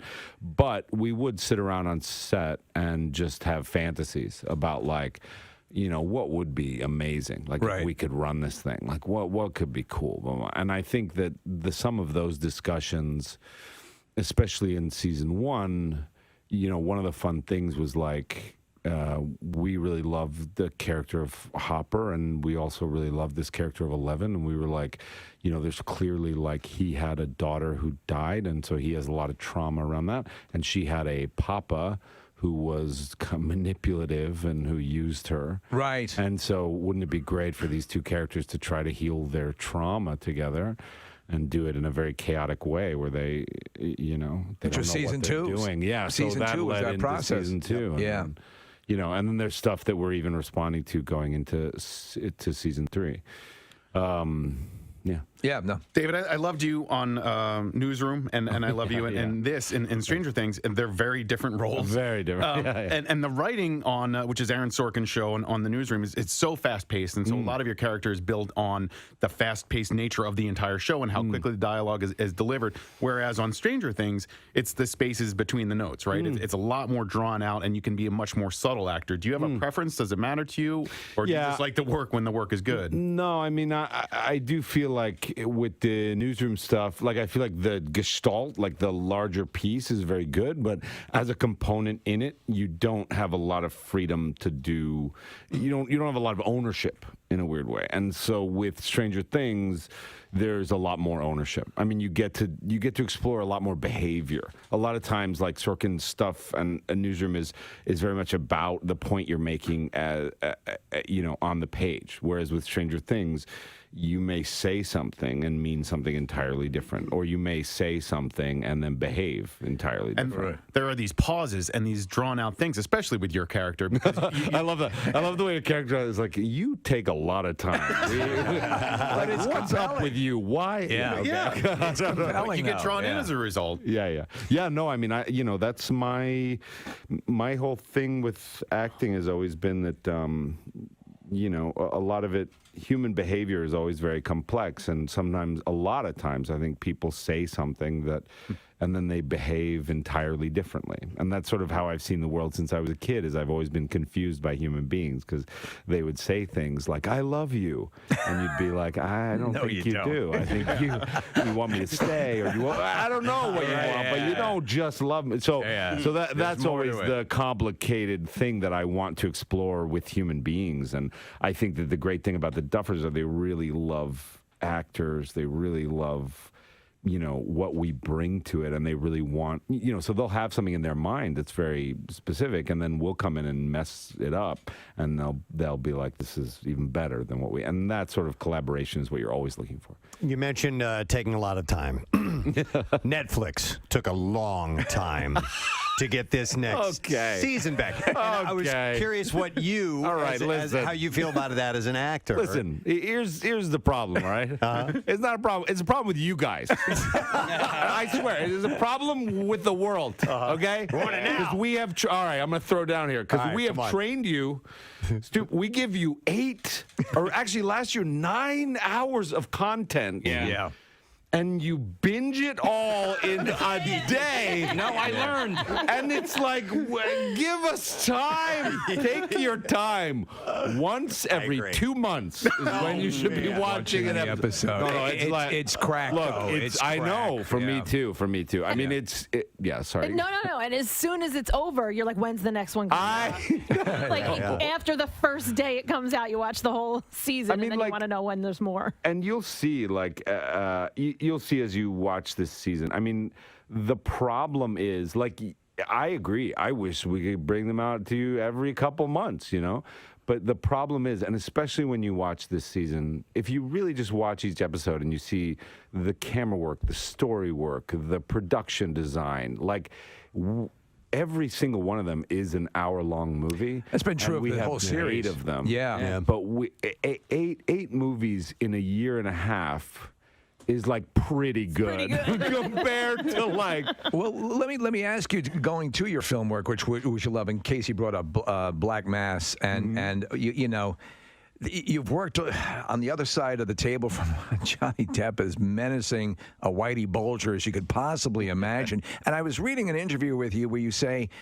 the performance it really works like when you legitimately, if you're supposed to hate somebody, if you actually sort of legitimately hate the person in that scene, and that you can tell when someone's going, I'm going to pretend I hate you. So when Johnny Depp is looking across at you and he's delivering the secret recipe sequence, Are you kind of getting unnerved by that? Yeah. I mean, there's very personal work going on. I'm terrified of Johnny Depp. I mean, who isn't? But so yeah, I mean, it's a funny thing. You meet people and you work with them almost immediately. That was Johnny and me. We just met that day and we just had that scene. But no kidding. That was your first scene? Within that day? Yeah, and that was actually my first scene in the movie. Wow.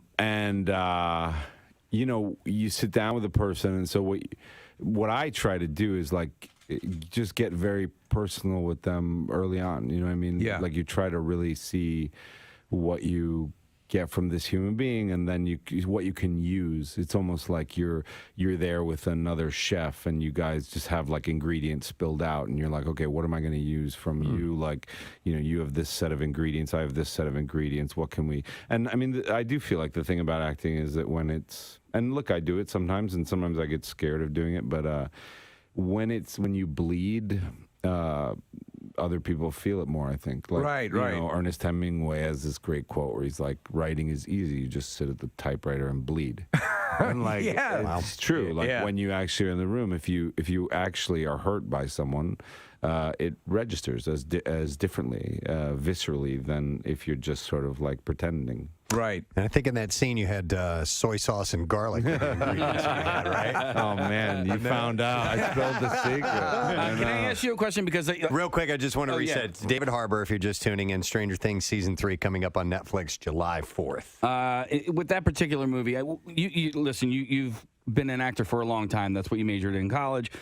You get into it because you love it. I assume that you didn't get into what you're doing now to receive awards and all that sort of stuff.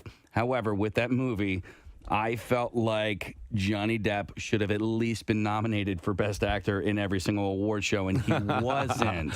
I mean, that stuff's all political, you know. Okay. You can see there are signs, and it's always been the case. For example, I always point to the fact that Paul Newman should have won for The Verdict, and they gave it to him for The Color of Money. Yeah, I know exactly. Yeah, and it's like, well, we screwed up, so here you go. So that's. I think it's Pacino too, right? Like he was nominated, The Godfather, Godfather 2, like all these movies, and then they give it to him for A Scent of a Woman, which is like, okay. Pearl Jam, and the song simply titled Black. Because we had New Black Keys, New Black Crows, played Black Betty, played Black Sheep, and now Black from Pearl Jam. We got to get one more in here before we're done. I can do one. Yeah, I'm Big Dick Black. Oh, thank you. I think there was a Black Sabbath song in there at the earlier. Oh in the yeah. show. We played Paranoid. Yeah. I didn't even pick up on that. Yeah, buddy. What did we play after that? We had to have played another song. Has this been? I thought we didn't start it until we played that. Maybe we're first, better than we thought. Played that Black Keys song. I don't know. Is it possible we're the best ever? It's possible. It's never. It's not possible. Yeah, true. So leave Nick's looking up. Let's see. Back in Black, Beautiful People, Black Keys. Yeah, it's all black. I love it. All black all the I time. don't know how I didn't figure that out. Okay. All right. With all of that, we should ask a lesson question. Give away some goods. We have as a prize a 4-pack of tickets to the 2024 Philadelphia Auto Show, PA Convention Center. It starts. Does it start next week? I believe it does. Yes. I'm sorry, January 13th. So it starts today. Yes, which is technically next week. Well, I'm sorry. The Black Tie Tailgate is today. Right. And then, yes, Which is then technically the whole today. thing starts tomorrow. Shut up. Okay. So the question that I have for you this morning, where does Steve get his tires? Yes. It's a restaurant. I'll at least tell you that. And you had to have heard it earlier this morning. That was a quick one, too. A random restaurant. Yeah, this is I didn't even remember this. Nick wrote this down. 215-263-WMMR. If you were listening and you heard, then we need to hear from you. Where does Steve get his tires? It's a restaurant. 215-263-WMMR. The trash business is a gold mine. 93.3 WMMR with Preston and Steve's Hollywood Trash. All right, we'll get the stories and hopefully we'll get a winner. Steve, what's going on this morning? Kendall Jenner was issued a traffic ticket in Beverly Hills after running a stop sign. Jenner was asked to walk a straight line, but had to be paid $20,000. Carmen Electra has filed legal documents, Preston. You'll know this, to change her name back to her birth name, which is Tara Lee Patrick. Electra says she would like a little less fame in her life, even though time has pretty much already taken care of that. and finally, Lisa Rinna getting very candid about her sex life with husband Harry Hamlin in a recent Cosmopolitan article. Hamlin says he hates receiving oral from Rinna because he would need another 6 inches just to clear her lips. Oh my God. All right, thank you. We'll see if someone knows the answer to this. Where does Steve get his tires? We'll go to Paul for the answer. Hi, Paul. Good morning. Good, welcome. Good, thank you. All right, so Paul, where does Steve get his tires? Cracker Barrel. Yeah! And they're good. At the Cracker Barrel. Hang on, buddy. Got yourself 4-pack of tickets for the 2024 Philadelphia Auto Show, PA Convention Center, January 13th to the 21st. New cars, classics, customs, and everything in between. You can come and find what fuels you. Tickets are on sale now at PhillyAutoShow.com. Now, Preston and Steve's Music News on 93.3 WMMR. As mentioned earlier, it's Black Friday. We played new music from Black Crowes, and they released the single Wanting and Waiting. That's what we played just ahead of their first album in 15 years. It is the first new material since 2009's Before the Frost Until the Freeze album. Brothers Chris and Rich Robinson reunited with the band in late 2019, 4 years after breaking up. And about that, Chris Robinson says, Rich and I are always writing and creating music. That has never stopped for us, and it's always where we find harmony together. Now, they don't want to murder each other. That's the He one said, big difference. Yeah, when they first got back together, he said that they've been so busy hating each other that they forgot what it was like not to. Rich calls the upcoming album our love letter to rock and roll. This year, they're going to tour North America, the UK, and Europe, and are opening for Aerosmith's farewell tour as well. More information about the new album, Happiness Bastards, will be announced soon. So they're opening for Aerosmith? In some cities, yeah. So that means Aerosmith is playing again. It depends on they have to I think they've postponed their gigs. Okay. Because they're doing their farewell tour. Yeah, because Steven Tyler was having those voice issues, and then they got 3 or 4 shows in last year, right? They did the one in Philly. Yeah. And then I think they did not do many more, and then I don't believe that they've played since, but I could be wrong. So I believe that the plan is when that gets back up and running, that Black Crowes are going to be a part of that. Yep.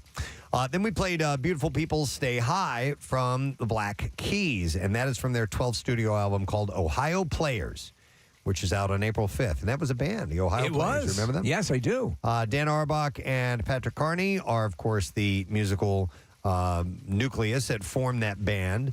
And Carney had said, we never worked harder to make a record than this one. It's never taken us this long to make an album. We took our time and we did it right. We wanted to accomplish with this record, what we wanted to accomplish with this record was make something that was fun and something that most bands 20 years into their career don't make, which is an approachable, fun record that is also cool. And in both cases, I think we kind of agreed they are true to their sound that we expect. Yep. No, which is not a bad thing. No, strange directions taken in that music. No slide whistles. Disturbed is releasing a music video with Hearts and Wilson for their single Don't Tell Me. Back in November, they posted a photo with her and said that they basically got to know each other over Twitter when they realized that she knew their music and they wanted to make a duet partner. She was their first call. What's the story with the Wilson sisters? Are they getting back together for a tour? I don't know about a tour. I know that they are on good terms again. Disturbed has been teasing the clip on their socials for the last few days. The song marks the first time the band has ever featured a guest on an LP. Neil Peart's final book, Silver Surfers, will be out in May. It covers his lifelong passion for cars and his rare collectibles. And it also includes photos of him and his favorites. The pages are considered to be the Rock and Roll Hall of Famer's love letter to cars. The late Rush drummer died in 2020, of course, following a 3.5-year struggle. What kind of collection did he with have? Brain cancer. So he had a bunch of cars. They were all silver. He called them their Silver Surfers. Right. So he had like a it was mainly vintage stuff. So he had a Jag. I want to say he might have had a Ferrari. I don't know if he had a Ferrari. I don't think he had a Ferrari. Okay. Even though he's the guy that wrote Red Barchetta. But I think he had maybe a Lamborghini, a classic Lamborghini. So a few really cool sports cars. Cool. That eventually his estate sold after he passed. But he kept them all in his private garage, which was also his office. So, yeah, Nick just pulled up a whole bunch of them. There's a Corvette. Oh, we're looking at it, yeah. Those are pretty amazing. It looks like he has an Aston DB Coupe. Jag. Aston Martin, I should say. And, there is a Ferrari there, Steve. There you go. And there's also a Lambo and a Porsche and a Mustang. God, they're beautiful. Yeah. Speaking of Rush, Alex Lifeson says that he has no interest in touring again, but he is open to working with Geddy Lee. In an interview that was posted on Annette Music, said that the two of them get together for coffee and sometimes bash out a few lyrics, but nothing beyond that. They only live a few minutes apart. He said they both really enjoy where their lives are right now, but he said, but who knows? So not touring, but Yeah. one-offs, special shows, He ended kids' parties. by saying that he understands how rumors get started and clarified that they have no plans for anything. And of course, Getty just released his new book, and Lifeson is busy in recording sessions. And then, let me see here. 2 more quick things. I mentioned this in entertainment news, but the first trailer for Back to Black, the highly anticipated Amy Winehouse biopic, is coming later on this year. It was released yesterday, the trailer was. British actress Marissa Abela stars as Winehouse in the film, which was directed by Sam Taylor Johnson, who did 50 Shades of Grey, and is supposed to cover her early years and then eventually the making of that iconic album Back to Black, and then on to, the substance abuse and her decline. One thing I did not investigate is, are they going to go the original recording route, or are they going to have this actress try to replicate it? Don't know. In the trailer, it's Amy Winehouse's voice singing, so I got to believe they're going to do that. And then finally, a personal thing. I want to point this out. The Souderton area high school rock band has a fundraiser coming up. My youngest Caroline is the sound tech for that group and is the also organizer of this charity event, of this fundraiser. So it's called 2 Days in February. They're going to play February 2nd at the high school. And it's only $5 to get in, and it raises money for the rock band program to get new equipment. In fact, the last fundraiser they did, which we had the kids in here to talk about that, and the teacher, Mr. Tucker, they raised enough in that one show to buy a whole mixing console. Oh, that's cool. Which was really cool, and Caroline was just freaking out about it. So they have another one that's coming up February 2nd, and it's at the Souderton area high school, and it'll start at 6:30. And if you just want to support some kids and see some young people playing some cool music, it's a full production with lights and everything. It's Could really, you really imagine cool. at the time of the band, if your dad had a radio show?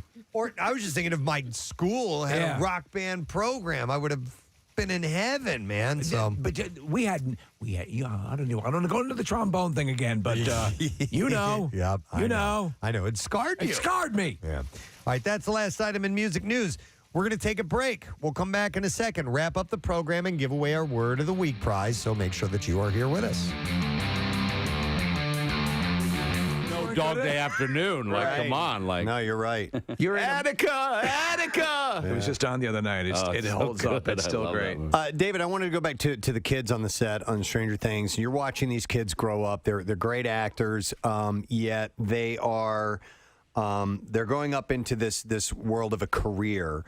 I'm wondering if you're just letting them do that, or do you occasionally have a little bit of advice you try to, by osmosis, kind of give to them? Are you a parent? I am. Yeah, I have 3. Yeah. One of his sons is right behind us. Yeah. Oh, really? Yep. Mhm. Hey, do you listen to your dad? Oh, yeah. Yeah, whatever. Because you're in the room. Yeah, I know. It's like, of course, like, whatever. I mean, I actually don't have kids, so I have 6, or 7 if you include Joe Keery. But like little kids who I adore and love, and of course I'm protective over them, and I want them. And I mean, it is a hard road, and especially nowadays with all the interaction with fans and stuff like that, and the fact that, there's a fickle light of fame and of people that like you. I mean, I look at professional sports players, and you have a bad season, and you got people in the stands going like, "You're a bum," and we have the same exponentially now thing because of social media. Exactly, you're just eviscerated. That's the thing, and I feel for these kids to be thrust in the limelight so quickly, and to be, they are beloved. And look, I hope that they never have a day of not being beloved. But I will say I don't think that's the case. I don't think that's possible for any human being. I mean, we go up and down. The world loves you. They hate you. I mean, it's just the nature of fortune, right? It's like a fickle wheel. It just spins. It just spins. But you feel the hate more than you do the love for some reason. Absolutely. It's so true, right? Yeah. I mean, you have to learn, though, my dad years ago, he would say, always consider the source. Always consider the source. And when you do that, it helps mitigate and tamp down that stuff. But it's hard though, because you get into this because you, as you said, you go to the hairdresser. How am I doing? And you don't want to hear you're not. It doesn't look like it's going well. And you think that I think because we're on TV or whatever it is, like. I think it too. I mean, I've written things about people on Twitter, like celebrities and stuff, and you think that like those people are immune because they are so like, blah, and then you're just like, no, like I'm just a human being like anybody else. So if you come up and say like, you're the worst, like, it hurts. I mean, you're like, I am. Yeah, I am the worst. But it is true. Like the amount you can just rack up love, and it just scroll through that. Or but, the minute somebody goes like, I don't know, you're like your hairdresser. What? Yeah, exactly. Well, like I tweeted out OJ's on Twitter now, and I tweeted out. I did bring up the double murder thing, but I said he looked good. So I tried to. Okay. I still, even with OJ, people. I tried to do that. Going back to Stranger Things, I love the concept of the town of Hawkins. It's very Stephen King-esque, like Castle Rock, where there's just this area that's concentrated. Weird things are happening all the time. You've also got this cast that's growing up. This could go on for quite a while. And only you and the guy, the people that are writing this show know whether it's a definitive end at the end of season 3. We don't know, but this train could keep riding for a while, couldn't it? Yeah. All right. All right. Like a shaky witness, I'm gonna reach for the glass. We know Take a sip of coffee. We know you got to run. Real quick question about Black Widow. You were indeed filming that? No.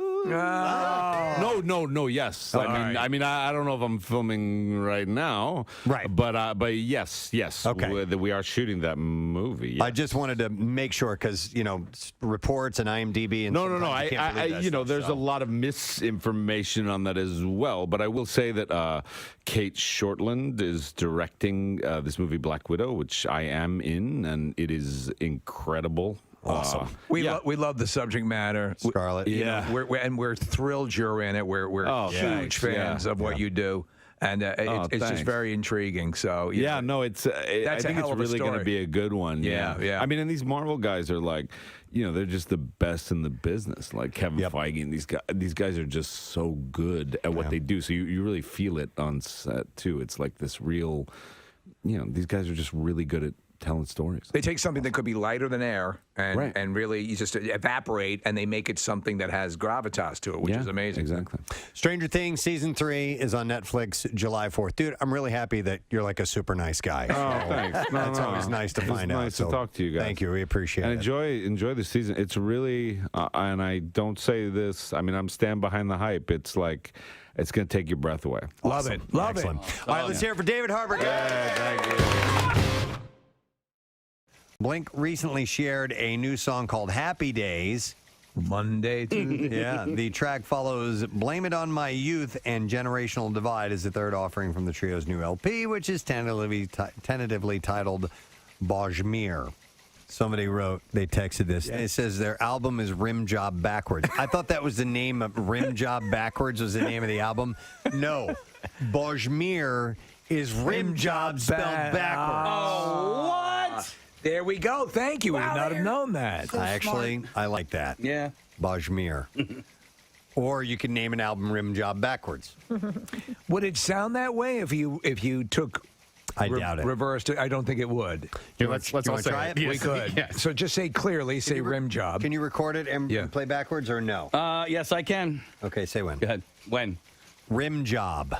All right. Okay, so Casey will record that. All right. And we'll see what that sounds like. All right, okay, say when. Go ahead. When? Rim job. All right, you ready? Yep. Bajmir. Yeah. Bajmir. Yeah. Bajmir. There's a little in there, but Bajmir. Now let me say that forward. And see if it. Okay. Yeah. All right. Okay, ready? Yep. Bajmir. Okay. Okay, let's try that. See if it comes back as Try that. Go here and. Rim job. We're scientists. Rim job. Do it again. You can do it better. Rim job. Cream job. We are ready to transmit. Beer. Him job. The aliens are about to transmit a message. Rimjar. Play it again, Casey. Cream job. Wow. You really got that in there. I love our And now the envoy from Neptune is about to speak. Cream job. Cream job. Cream job. Cream job. It's like you've just met in the jungle. Cream job. Cream job. That's my favorite one. Cream job. It's a Cream greeting. job. Cream job. You right, cream job. Cream. Cream job. Cream. Why did that? I don't know why it's stopping. Me? Neither. Cream job. Rouge job. You tongue to cream butthole.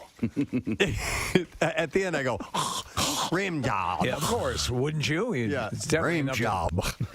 That's the natural gagging. Cream job. Someone wants to. We've won awards. Yes. Yes, we have. I know. True. That doesn't mean they can't rescind them. Yeah. What? Do you get the spicy chicken at the Chick-fil-A, or do you just get the regular chicken? I have gotten the spicy before. I think I'm just a spicy chicken guy. Like there. Oh, dear God. I'm just a spicy chicken guy. Are you coming out right now? I'm coming out. I mean, Pride Month ended Mom, yesterday. can Did we it end talk? yesterday? Yeah. Yeah, June. All right, anyway, Okay, I was what- just joking. Go I'm a ahead. spicy chicken guy. Oh, no. But I just wanted to let this be known that Wendy's has, Well, I'll always love you. has the spicy chicken nuggets are back. So That was, yes, I yeah. did see that announcement they made. So you wanted to get the word out? I just want to get the word out. Want to All let right. people know it's usually like $6 for $1. Yeah. I heard. This morning on the Preston and Steve Show, Casey Boy reveals something concerning fast food and an extended offer. We go now to Jim Iglesiewski outside of the Pentagon. Jim, did Casey in fact confirm there was an extended offer? That's correct, Tom. Thank you, Jim. That's all you had to say. Yes, it's correct. It's confirmed. Joan Jets on MMR. Bad Reputation. 10:32. The radio program called The Preston and Steve Show is coming to a close for the week. And what a week it has been. Our first full week back Yes. of 2024. And back in his full week glory. So it was enjoyable. Had a good time this week. Kind of a clinic on how to do radio. Is that what it was? Yeah. All right, I missed that part of it, but thank you for reminding me that. Not a good clinic, but it was a Oh, clinic. okay, yeah, just, it you was know. one that's probably a cheaper clinic. So I would like to thank our one and only guest today, Gina Schock. From the Go-Go's, drummer extraordinaire, and she's going to be a part of a Night of Stardust, the grand finale of Philly Loves Bowie Week at Union Transfer. Tomorrow night, she'll be there, and tickets available at utphilly.com if you would like to go. So thank you to Gina. She was really, really cool. And I guess we just need to do the letter of the day. Any sight of Pierre, because Casey had to take off. He had a personal thing going on. Marissa, are you capable? Yeah. Because I don't know what the word is. I don't keep track, and I don't know. All right, Yeah, you I good? got it. All right, Yep. so let's do this. Preston and Steve on 93.3 WMMR. Now, the Daily Letter. And the Preston and Steve Show. Oh, I knew it. I knew it. I knew it. We all glanced down. We keep looking that way as we play the intro and thought, nope, not this time. But yes, sure enough, like clockwork, gang. Yes, like a Swiss watch. He never lets you down. Yes, he does. The Preston and Steve Show Many brought to you times. today by the letter. When you want to land this plane early, man, you landed early. I tell you, you are a pilot of extraordinary abilities. Thank you, sir. All right. Where were we? The letter. The letter. Oh. R, as in radical. Yeah. All right, all right. Hey. Swiss radical. We'll take Roots caller number radical. 4 at 215-263 WMMR, and we will see if you can get it right and see if we got the prize over here for you. Sorry, man, I'm crazy distracted. I have my tinnitus just took off like crazy. Oh, man. My left ear is squealing like crazy, so Mine is a little always. distractive. Yeah, mine's it in always, your but every left? now and then it gets really loud. Wow. And it only happens like, I don't know, once every couple months or something like that. And How then long does it last? About 10 seconds. Okay. And then sometimes it will go deaf. Oh, that's which is scary, alarming. And that only lasts for a few seconds too, but it's very, very weird. Do you listen to like white noise at night? Or Yes. any of that? Yeah. Yeah, I have to. Yeah. I can't sleep without it. It's like the ocean is always in my ear. So I can tell you shore conditions at any time of year. Anyway, on the program today. Yeah. Is that where we're going? Sure. Yeah. Sure. On the program today, more tickets for Third Eye Blind and a block of Third Eye Blind. It just went on sale about a half an hour ago, coming to the FM Center July 12th. And we've got the Rob Zombie for the 59th birthday, and a block of the Eagles, and some Black Crows, and some Black Keys in honor of what we did last night when Jackie kicked off the Black, and you guys continued it, and on we go. Yeah, it's good stuff. We just spun them each once this morning, and the Black Crows sound like Black Crows, man. You know? Yeah, right. Yeah, rock solid Cool. band. All right, let's see if we can get a winner. We're looking caller number 4. It's Amanda. Hi there, Amanda. Hi, how are you guys? I love you. We love we you. love you. Thank you. So what's our... I love you. I love you. What's our word of the week, please? Flyer. Flyer. Home run! Home run, the man says. And Amanda, you are going to get a weekend with the Flyers, and it's a pair of lower-level tickets for the January 20th game against the Avalanche and on the 21st against the Senators. So congratulations. Thank you. That is awesome. You got it. Hang on a second. We'll get your info. And don't forget, you can get tickets for any Flyers game at PhiladelphiaFlyers.com. So do that now. I will thank our sponsors. The Preston and Steve Show, brought to you today by Trinity Rehab, locations all over trinity-rehab.com, and also brought to you by Duncan. The Preston and Steve Show runs on Duncan. Next week on this program, let's see, we are going to have Craig Ferguson on. I love Craig Ferguson. He's great. Yes. Veer Das, am I saying that correct? Comedian? Yes. From Saturday Night Live, Nassim Pedrad will be on the cool. show. And we also have Creed Bratton in the studio. from The too. Office. So we got a bunch of stuff going on next week. That's wonderful. So that is it. We are done. Rage on. leave. Have yourself a great weekend. Yeah. We're leaving. Sorry, bud. Bye-bye. Bye-bye. Goodbye.